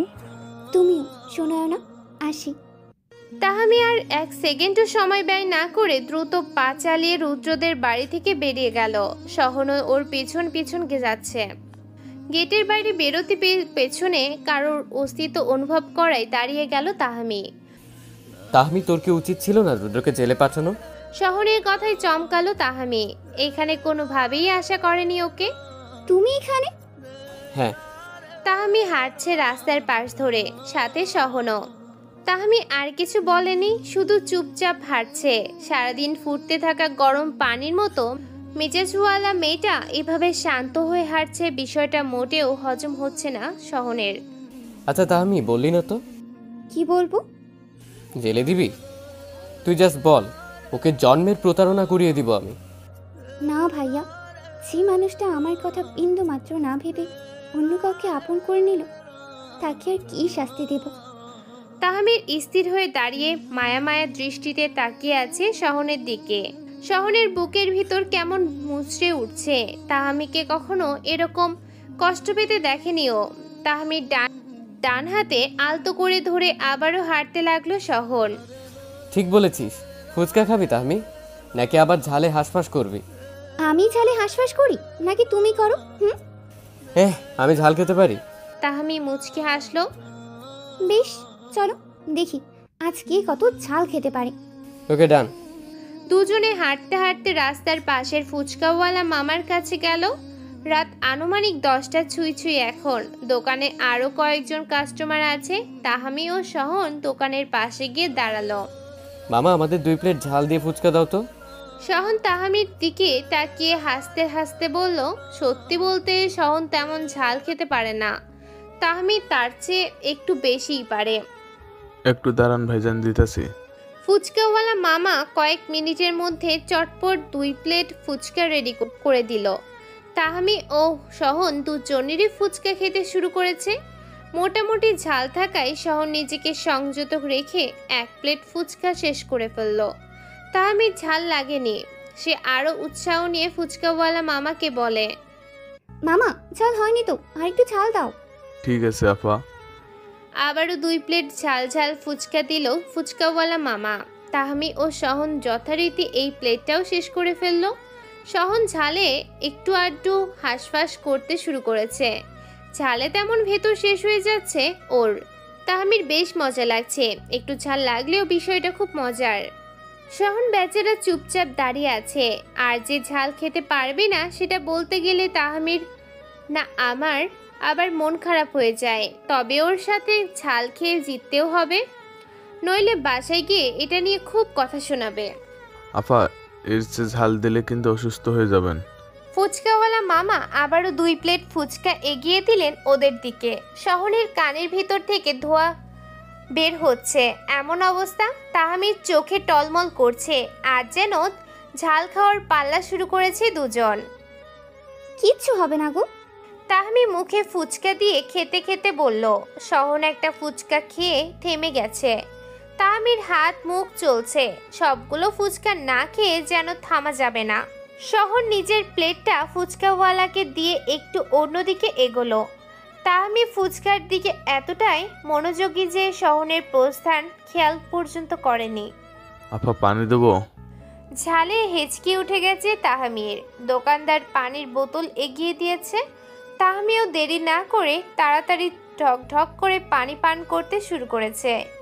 আধা লিটার পানিও ঝাল কমছে না। ফুচকাওয়ালা মামা গামছা দিয়ে মুখ চেপে মিটিমিটি হাসছে ওর অবস্থা দেখে। এর মধ্যে সহন এলো, হাতে 2টো আইসক্রিম। একটা আইসক্রিম তাহামির সামনে এগিয়ে দিয়ে বলল, এটা খেতে শুরু কর, একটু ভালো লাগবে। তুমি কখন গেলে এসব কিনতে? তাহামির সহনের হাত থেকে আইসক্রিম নিয়ে খেতে শুরু করেছে। সহন ফুচকার বিল পে করে ইশারায় সামনে এগোতে বলল তাহামিকে। হাঁটতে হাঁটতে সহনও আইসক্রিম খেতে শুরু করেছে। তুই যখন বিভোর হয়ে ঝালওয়ালা ফুচকা খাচ্ছিলিস তখন। আইসক্রিম খাওয়াতে একটু একটু ভালো লাগছে তাহমির। সহনের সাথে কথা বলতে বলতে এগোচ্ছে মেয়েটা। আপাতত তাহমির সমস্ত প্রয়োজনীয় অপ্রয়োজনীয় কথার মনোযোগী শ্রোতা সহন। সহন শায়লার মাকে সবকিছু জানানোর পর শায়লার মা খুব রাগারাগি করেন মেয়ের সাথে। এক পর্যায়ে রেগে মেগে লেখাপড়া বাদ দিয়ে বিয়ে দিয়ে দিবে বলে জানায় শায়লাকে। বেচারা শায়লা তো ভয় পেয়ে গেছে। এই বয়সে বিয়ে অসম্ভব ব্যাপার। যদিও শায়লার মা খুব বুদ্ধিমতী নারী, মেয়েকে সোজা করার জন্যই এত সব নয়ছয় কথাবার্তা বলেছিলেন তিনি। আর এইসবে কাজও হয়েছে। মাথা থেকে সব কুবুদ্ধি বাদ দিয়ে এখন মন দিয়ে পড়ালেখা শুরু করেছে শায়লা। কি তাহমির সাথে বিয়ে? বাবা এটা কিভাবে সম্ভব বলো? ড্রয়িং রুমে পাশাপাশি সোফায় বসে আছে বাবা ছেলে। তারিকুলের প্রস্তাবে রীতিমতো শকড সহন, যাকে ছোট থেকে বোনের নজরে দেখে এসেছে কিভাবে বিয়ে করে সংসার করবে তার সাথে। কেন, তাহমিকে তোর অপছন্দ নাকি অন্য কাউকে পছন্দ করিস? বিষয়টা তেমন নয় বাবা। তাহমিকে অপছন্দ করা কিংবা অন্য কাউকে পছন্দ করার কোনো কিছু নেই এখানে। ফাইজা, তাহমিকে তো কখনো আলাদা করে দেখিনি বলো। তারিকুল সহনের কাঁধে হাত রেখে ধীরে ধীরে সুস্থে বোঝাতে লাগলেন। দেখো সহন, আমরা যেটা চাচ্ছি সেটা অমূলক কিছু নয়, সম্ভব বলেই বলছি। ফাইজা আর তাহমি আলাদা ও তোর কাজিন, ওর সাথে বিয়ে করা জায়েজ। তাছাড়া তাহমির মতামত নিয়ে তবেই তোর সাথে কথা বলতে এসেছি আমি। সকালে তোর মা গিয়েছিল তাহমি ও জাহানারার সাথে কথা বলতে। তাহমির কোনো আপত্তি নেই বিয়েতে। তাহমির মতামতের কথা শুনে কিছুটা অবাক হলো সহন। রুদ্রর প্রতি অনুভূতি এরকম ফিকে হয়ে গেছে না কি সব কিছু ভুলে নতুন করে শুরু করতে চাইছে ও? তবে যাই হোক, তাহমি যখন রাজি আর দ্বিমত পোষণ করার কিছু নেই, তবে কিছুটা সময় লাগবে নিজেদের মধ্যে সম্পর্কটা স্বাভাবিক করতে। সহনকে ভাবনায় বিভোর হয়ে থাকতে দেখে তারিকুল খান ফের বলতে লাগলেন, নিজের ভালো বুঝতে শিখেছিস, এখন সময় নিয়ে ভেবে চিন্তে বলিস। আশা করি আমাকে আশাহত করবি না তুই। বসা থেকে উঠে দাঁড়ালেন তারিকুল। সন্ধ্যার এই সময়টা নিজের ঘরে বই পড়ে কাটান তিনি। দাঁড়াও বাবা, আমি রাজি তাহমিকে বিয়ে করতে। বাবা ছেলে একসাথে মুচকি হাসলো। খানবাড়িতে বিয়ে লাগলো বলে? শুক্রবার খানবাড়িতে আজ বিয়ে। আসরের নামাজ শেষে ঘরোয়াভাবে দুই পরিবারের লোকজন ও কিছু আত্মীয় স্বজনের উপস্থিতিতে তাহমি ও সহনের বিয়ের সম্মান হয়েছে। সন্ধ্যা নেমেছে। তাহমিকে সহনদের বাসায় নিয়ে আসা হয়েছে। লাল টুকটুকে বেনারসির বদলে ম্যাজেন্টা রঙের বেনারসি পরে আছে ও। দোষী মেয়েটাকে আজ বড্ড সুন্দর লাগছে। সহন তো প্রথমে চিনতেই পারেনি তাহমিকে। মেয়েটাও এর আগে কখনো এরকম সুন্দর করে সাজেনি অবশ্য। শহরের বন্ধুরা তো বেশ মজা নিচ্ছিল ওর অবস্থা দেখে। ফাইজার রুমে বসে আছে তাহমি। ভারী সাজগোজ নেই এখন, সিম্পল গয়নাগাটি আর এমনি শাড়ি পরে আছে। আশেপাশে পাড়া প্রতিবেশীরা এসেছে নতুন বউ দেখতে। মজার বিষয় হলো এক বাড়ির মেয়ে হওয়া সত্ত্বেও তাহমিকে যখন সবাই বউ বউ বলছে ওর বেশ অদ্ভুত লাগছে। আইমান তো মাঝে মধ্যে তাহমিকে বলছে, মা আজ একটু কম কম কথা বলো, আজ তোর বিয়ে হয়েছে, এটা তোর শ্বশুর বাড়ি এখন। জবাবে তাহমি কিছু বলে না, মুখ টিপে হাসে ফাইজার সাথে। বিষয়টা খুব এনজয় করছে ওরা দুজন। শহর নিজের ঘরে শুয়ে আছে, ভাবছে এই পাগলাটে মেয়েটাকে আজীবন কিভাবে সামলাবে। মাঝে মধ্যে মনে হচ্ছে কোনো ব্যাপার না, ছোট থেকে তো এমনিতে সামলে আসছে, এখনো সামলাচ্ছে, তাহলে ভবিষ্যতেও পারবে নিশ্চিত। ভাইয়া ভাত খাবে না? ভালোই রাত হয়েছে, মার আমি সবাই ক্লান্ত। ফাইজার কথায় নড়ে চড়ে উঠল শহর। শোয়া থেকে উঠে বসলো। তাহলে ভাত রেখে ঘুমিয়ে যাসনি কেন? ধুর বোকা, আবু তো আমার ঘরে, তুমি বের হও ঘর থেকে। এখন তোমার ঘরটা সাজানো হবে, বাইরের লোকজন দাঁড়িয়ে আছে, ঘর সাজিয়ে খাওয়া দাওয়া শেষ করে ঘুমাবো। শহন বিছানা থেকে নেমে ঘের দাঁড়িয়েছে। ফাইজা ডাক দিতেই ঘর সাজানোর জন্য লোকজন ভেতরে এসেছে। এসবের দরকার নেই, আমি গেলাম খেতে। যাও। শহন ঘর থেকে বেরিয়ে যেতেই ওরা হাতে হাতে ঘর সাজানো শুরু করলো। রজনীগন্ধার সাথে লাল গোলাপ দিয়ে সাজাবে ঘর। পাশাপাশি কিছু বেলুন আর রঙিন মোমবাতি থাকবে। ডাইনিং টেবিলে এসে অলরাউন্ডার তাহমিকে খেতে বসতে দেখে ঠোঁট টিপে হাসছে শহন। তারিকুল খানও খেতে ব্যস্ত। আত্মীয় স্বজনরা আগেই খাওয়া দাওয়া ছেড়ে নিজেদের জন্য বরাদ্দকৃত ঘরে চলে গেছে। ওভাবে তাকিয়ে না দেখে তুমিও খেতে বসো। তাহমির কথায় শহন চেয়ার টেনে বসেছে। আয়মান এর মধ্যে শহনকে খাবার রেডি করে দিল। পোলাও, কোরমা, মাংস, রোস্ট সবকিছুই আছে আজকের মেনুতে। শহন অবশ্য ভাত প্রেমী, গরুর মাংস দিয়ে শুধু ভাতই খাবে ও। তাহমি আরামসে বসে বসে রোস্ট চিবোচ্ছে। তুই যে এখন শ্বশুর বাড়িতে আছিস তা জানিস তা আমি শ্বশুরের সামনে কেউ এভাবে খায়? তাহমিকে একটু খোঁচাতে বলল শহন, কিন্তু তারিকুল খান সে ঘুরে বালি পড়ল। চুপ, খাবার সময় মেয়েটাকে কেন জ্বালাচ্ছিস সোহন? হ্যাঁ বড় আপু, তুমি একটু বকে দাও তো, সব সময় এমন করে ভাই। তাহমি কথা শেষ না করে জিহ্বা কামড়ে থতমত খেয়ে তাকিয়ে আছে। বিয়ের পর বরকে ভাইয়া বলল, কি লজ্জা। চুপচাপ খেয়ে দিয়ে ঘুমোতে যা, আর খবরদার দুজনে আগের মতো ঝামেলা করিস না আবার। আয়মান শহনের পাশে চেয়ার টেনে বসলেন। ফাইজাও এর মধ্যে চলে এসেছে। মায়ের পাশে বসলো সেও। শহরের খাওয়া এর মধ্যে প্রায় শেষ। তাহমি এখনো যেখানে ছিল সেখানেই আছে। ঠিক আছে মা। তবে মা, ভাইয়া কিন্তু মোটামুটি নির্দোষ। তাহমি আপু একাই যথেষ্ট ঝামেলা করার জন্য। ফাইজা কথা শেষ হতেই তাহমি কটমট চোখে তাকালো ওর দিকে। আয়মান আর তারিকুল মুচকে হাসছেন। শহন ফাইজার সাথে তালে তাল মিলিয়ে বলল, একদম একদম ভালো হয়েছে, তোরা দুই ভাই বোন একেবারেই সাধু, আর যত দোষ তাহামি ঘোষ। ওকে। তাহমির কথায় সবাই একসাথে হেসে উঠল। সারাদিনের কাজকর্মে বেশ ক্লান্ত জাহানারা। ছোট করে আয়োজন হলেও বিয়ে তো বিয়েই, তাই খাওয়া দাওয়া শেষে নিজের ঘরে চলে এসেছেন জাহানারা। বিছানা গোছানো শেষ করে মশারি টাঙাচ্ছেন এখন। ফাহিম বারান্দায় বসে ফোনে কথা বলছেন। আগামীকাল ব্যবসার কাজে শহরের বাইরে যেতে হবে ওনাকে। হ্যাঁ গো, এসো, বিছানা গোছানো শেষ।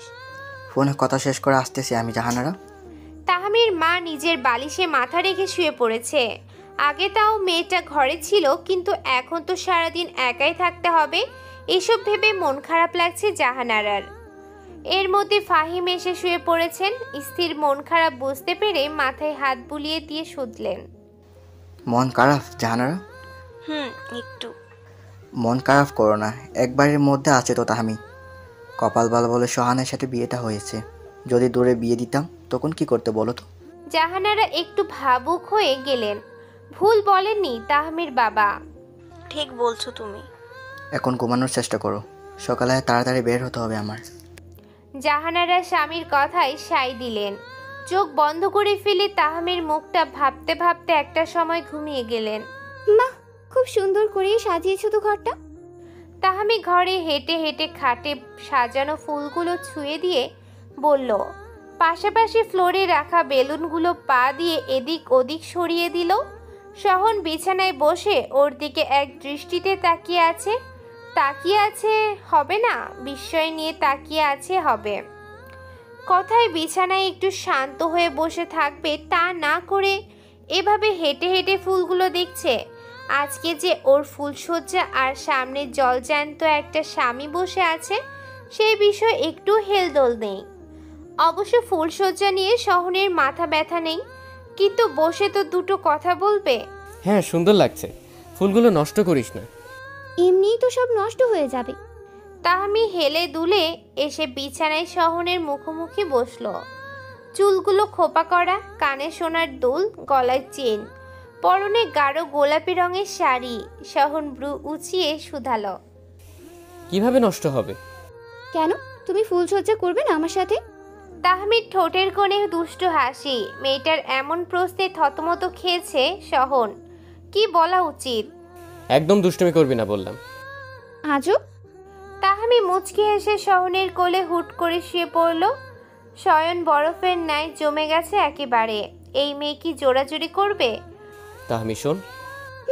বলো, তবে তার আগে মাথায় হাত বুলিয়ে দাও। শহর ওর মাথায় হাত বুলিয়ে দিতে দিতে বলল, সবকিছু তো হুট করে হয়েছে, তাই আমাদের উচিত একটু সময় নেওয়া। কিসের জন্য? ব্রু কুঞ্চিত করে তাকালো তাহমি। না মানে, শোনো, ফুলসজ্জা বারবার আসে না। তাছাড়া তুমি আমার বর, এখন কিসের সময় লাগবে? হ্যাঁ, এক্স আমার ছিল, তোমার না। আমার তো সময় লাগবে না, এসব বাদ দিয়ে কাছে এসো তো। সহন শুকনো ঢোক গিলে তাকালো তাহমির চোখে। এমনিতে অন্য কোনো মেয়ে হলে ইতস্তত লাগতো না ওর, কিন্তু তাহামিকে দেখে এমন লাগছে। কিভাবে কাছাকাছি যাবে ও? দুদিন আগেই তো ভাইয়া বলে ডাকতো মেয়েটা। বিরক্তিকর ব্যাপার স্যাপার। তুই ঘুমা, কালকে হবে সব, আজ বাদ দে শুধু।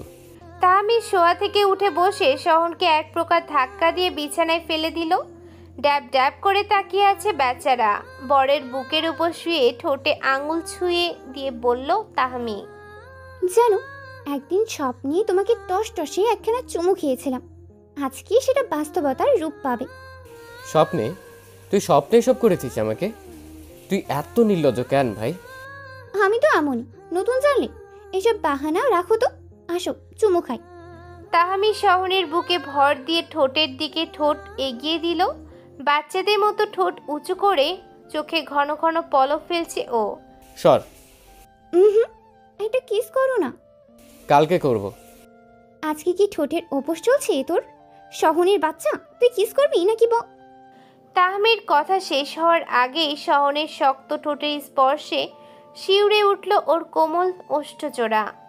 আবেশে দুজনেই চোখ বন্ধ করে ফেলল তৎক্ষণাৎ।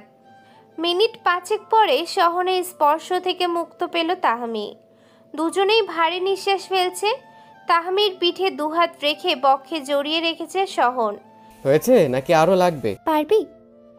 এতগুলা বসন্ত পেরিয়ে আজ ভরা যৌবনা এক নারী সহনের শরীরের সাথে আষ্টে পৃষ্ঠে আছে, তাও তার বিবাহিতা স্ত্রী।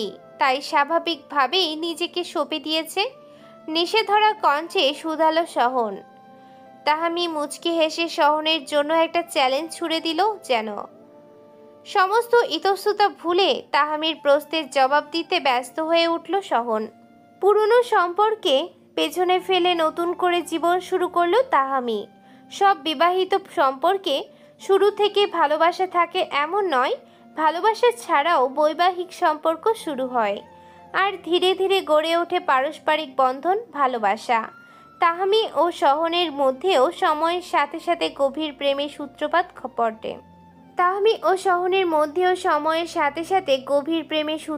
ঘটে।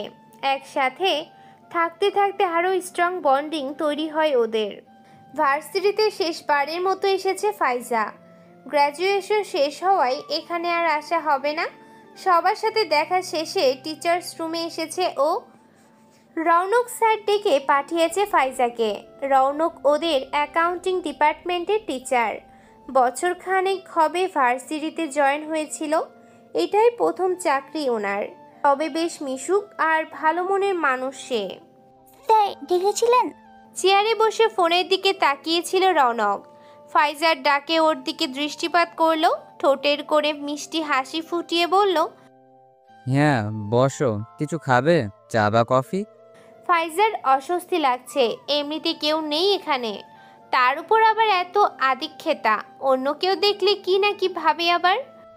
না স্যার। ফাইজার সামনাসামনি একটা চেয়ারে বসে বলল, এটা নাও, আশা করি বিকেলে দেখা হবে, এসো এখন। ফাইজার দিকে একটা হলদে রঙের খাম এগিয়ে দিল রৌনক। ফাইজা কিছুটা চমকালো। এরপর এরকম খামে করেই তো আগন্তুক চিঠি দেয়। খামটা হাতে নিয়ে দ্রুত স্থান ত্যাগ করলো ফাইজা। ভার্সিটির বাইরে গিয়ে খুলবে বলে বেশ তাড়াহুড়ো করে বের হলো সেখান থেকে। বুকটা কেমন করছে, মনে হচ্ছে আগন্তুক বুঝি এবার ধরা দিবে। পরন্ত বিকেল, পার্কের এক পাশে বেঞ্চিতে বসে আছে ফাইজা। পরনে তার কালো রঙের গাউন। রৌনক দূর থেকে কিছুক্ষণ দাঁড়িয়ে দেখে নিল ওকে, তবে ফাইজা সেটা দেখেনি।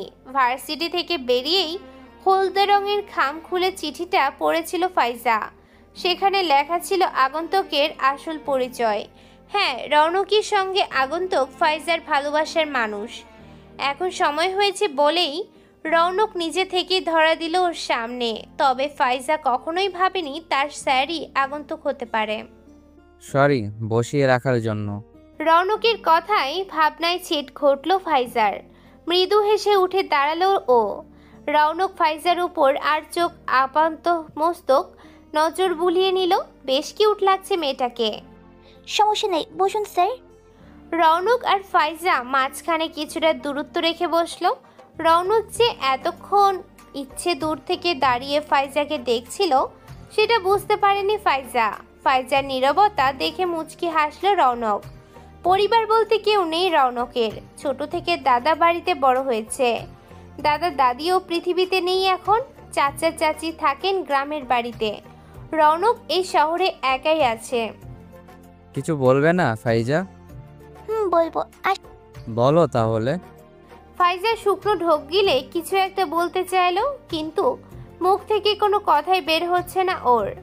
রৌনককে সামনে দেখে সবকিছু এলোমেলো হয়ে গেছে। ফাইজার স্বভাব চরিত্র সম্পর্কে অবহিত রৌনক, তাই ইচ্ছে করেই একটু মজা করছে ওর সাথে। ফাইজা মনে মনে অনেক কিছু বলতে চাইলেও লজ্জায় কিছু বলতে পারবে না, সেটা রৌনক জানে। আসলে আপনি কেন নাম মানে এতদিন বলেননি কিছু? শান্ত হও, স্বাভাবিক করো নিজেকে। ঠিক আছে, চলো পার্কের বাইরে রেস্টুরেন্টে বসে কথা বলবো। আর একদিন গেলে হয় না? ফাইজা নিজের হাত দিয়ে বেঞ্চি ধরে আছে। রৌনক ওর অস্বস্তি বুঝতে পেরে জোর করলো না। ঠিক আছে, তুমি চাইলে আমি তোমার বাসায় আমাদের বিয়ের প্রস্তাব নিয়ে যাব। তুমি রাজি? কিছু বলতে হবে না, শুধু মাথা নেড়ো, ইশারা করো। তোমার সিদ্ধান্তকে সম্মান করি আমি। ফাইজার হার্টবিট বেড়ে গেছে, গলা কেমন শুকিয়ে যাচ্ছে। প্রিয় মানুষের সাথে বিয়ের কথা হলে সব মেয়েরই অবস্থায় হয়তো এমনই হয়। তবুও ফাইজা মাথা নেড়ে সম্মতি জানালো।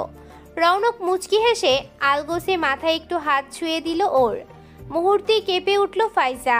ইস, প্রিয় পুরুষের প্রথম স্পর্শ।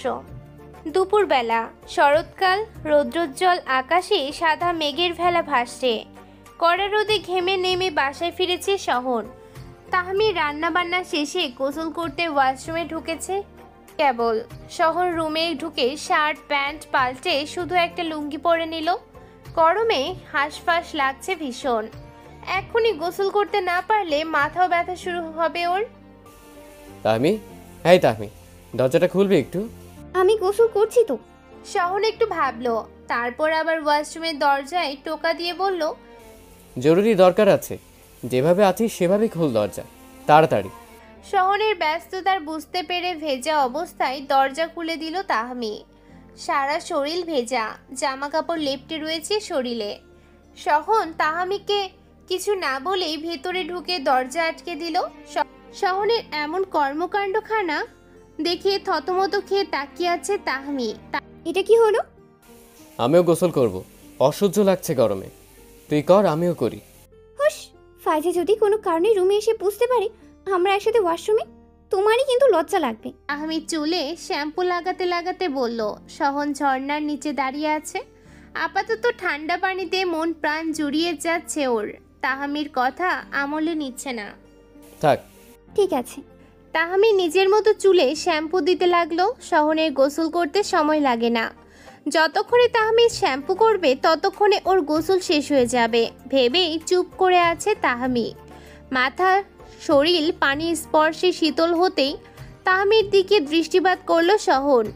ভেজা জামা কাপড় ভীষণ আবেদনময়ী লাগছে ওকে। শরীরের প্রতিটি ভাঁজ স্পষ্ট বোঝা যাচ্ছে। সময় বেগতিক দেখে শুকনো ঢোক গিলল শহন, কিন্তু হাতের মধ্যে নিষ্পিস ভাবনাখানা দমন করতে আর পারল না।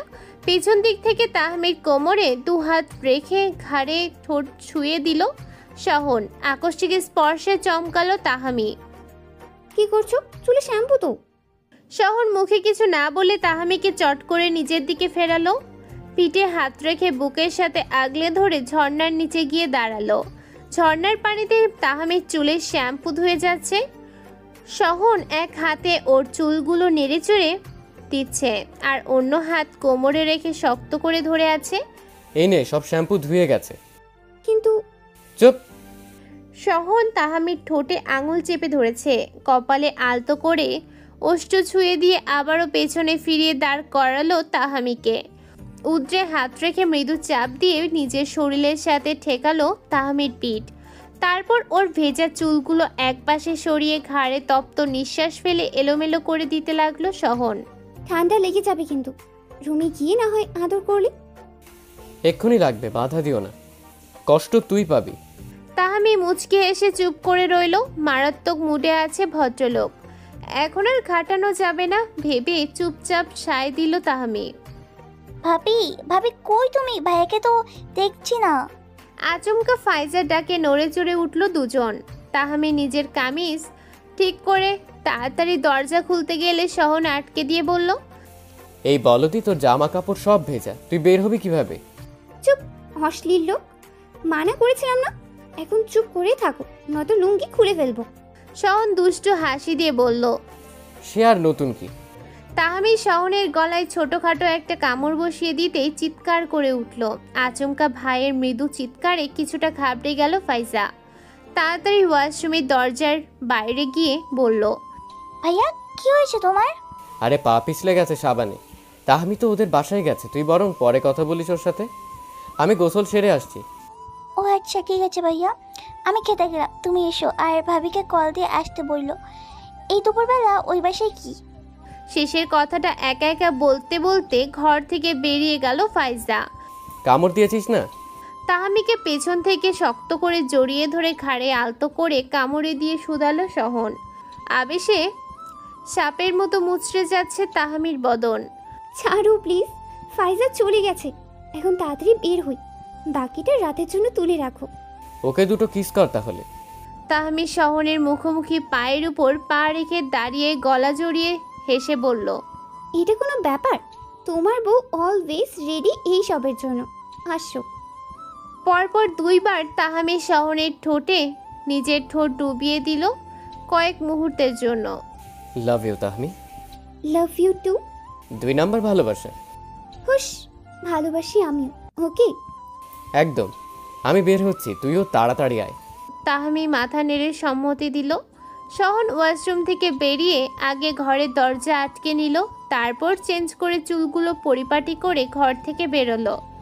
দুপুর থেকে তাহামির সাথে কথা বলতে চেয়েও বলতে পারছে না ফাইজা। কিভাবে যেন সময় মিলছে না দুজনের। তাহামিকে আগেভাগে রৌনক স্যারের বিষয়টা বলে রাখলে স্বস্তি পেত ও, কিন্তু এই তাহামি তো আজ পূর্ণিমার চাঁদ হয়ে গেছে। নিজের ঘরে বসে বসে এইসব ভাবছে ফাইজা। এর মধ্যেই দরজায় টোকা পড়ল। ফাইজা, আসবো? ভাবি আসো আসো। তাহামি মুচকি হেসে ফাইজার পাশে বিছানায় এসে বসলো। সারাদিন আজ আমাকে খুঁজছিস শুনলাম, কোনো জরুরি কথা? আমি নাকি? হ্যাঁ মানে কিছু বলার আছে? তাহামির কথার জবাব দিতে গিয়ে ফাইজা মিটিমিটি হাসছে। কাহিনী কিরে ফাইজা, প্রেম টেম করছিস নাকি তুই? না তো। চট করে উত্তর দিল ফাইজা। তবে ওর ভাবে ভাবে তাহমির আর বুঝতে বাকি রইল না কিছু। মনে হচ্ছে একেবারে হ্যাঁ তো হবে উত্তরটা।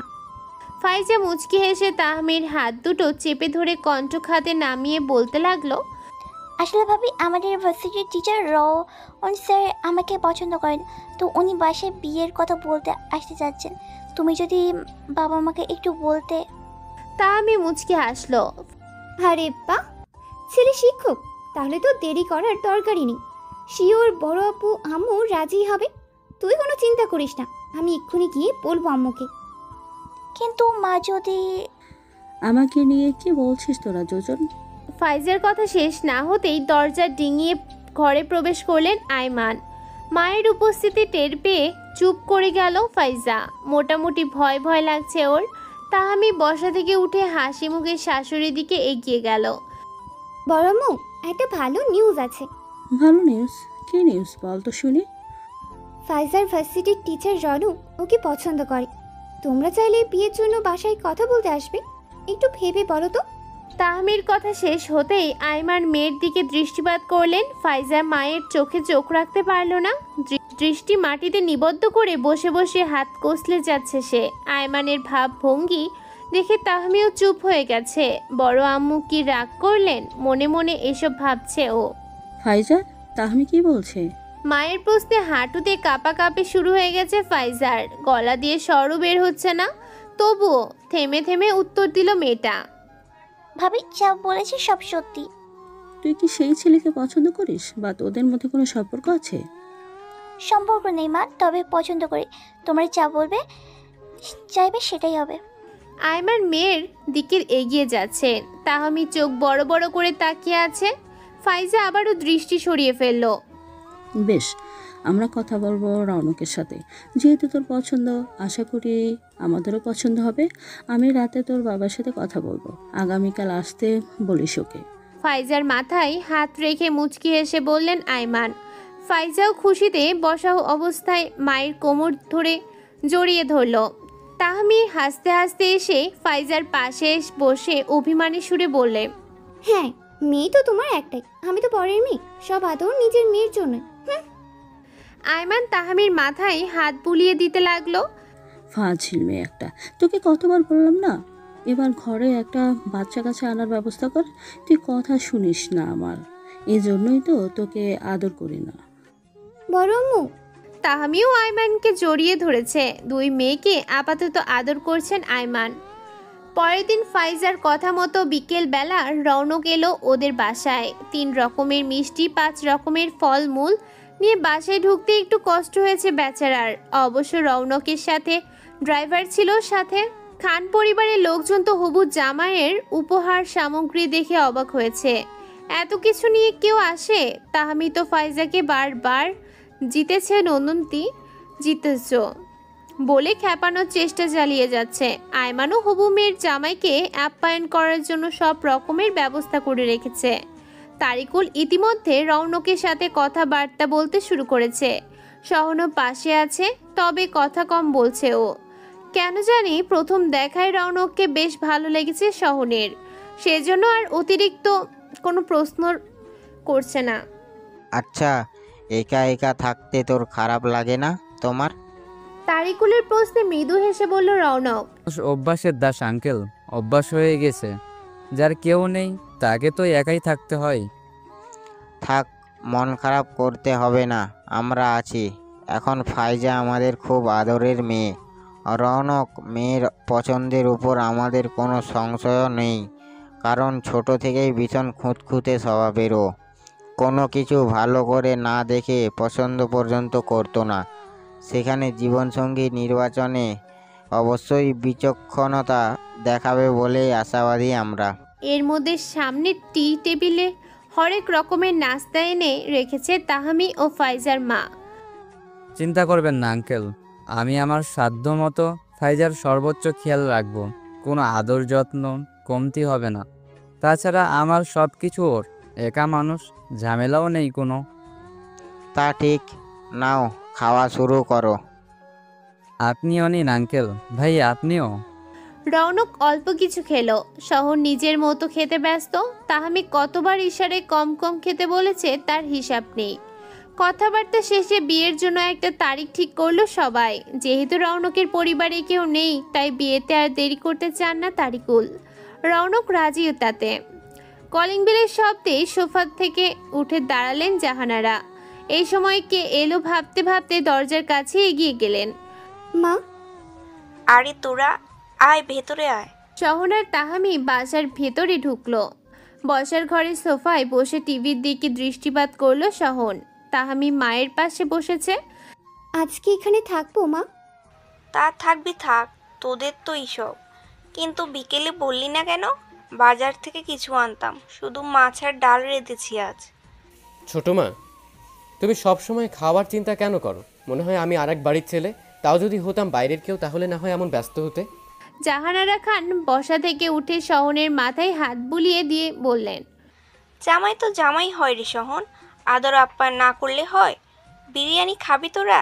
অল্প মাংস আছে ফ্রিজে, তোদের দুজনের জন্য রান্না করি গিয়ে।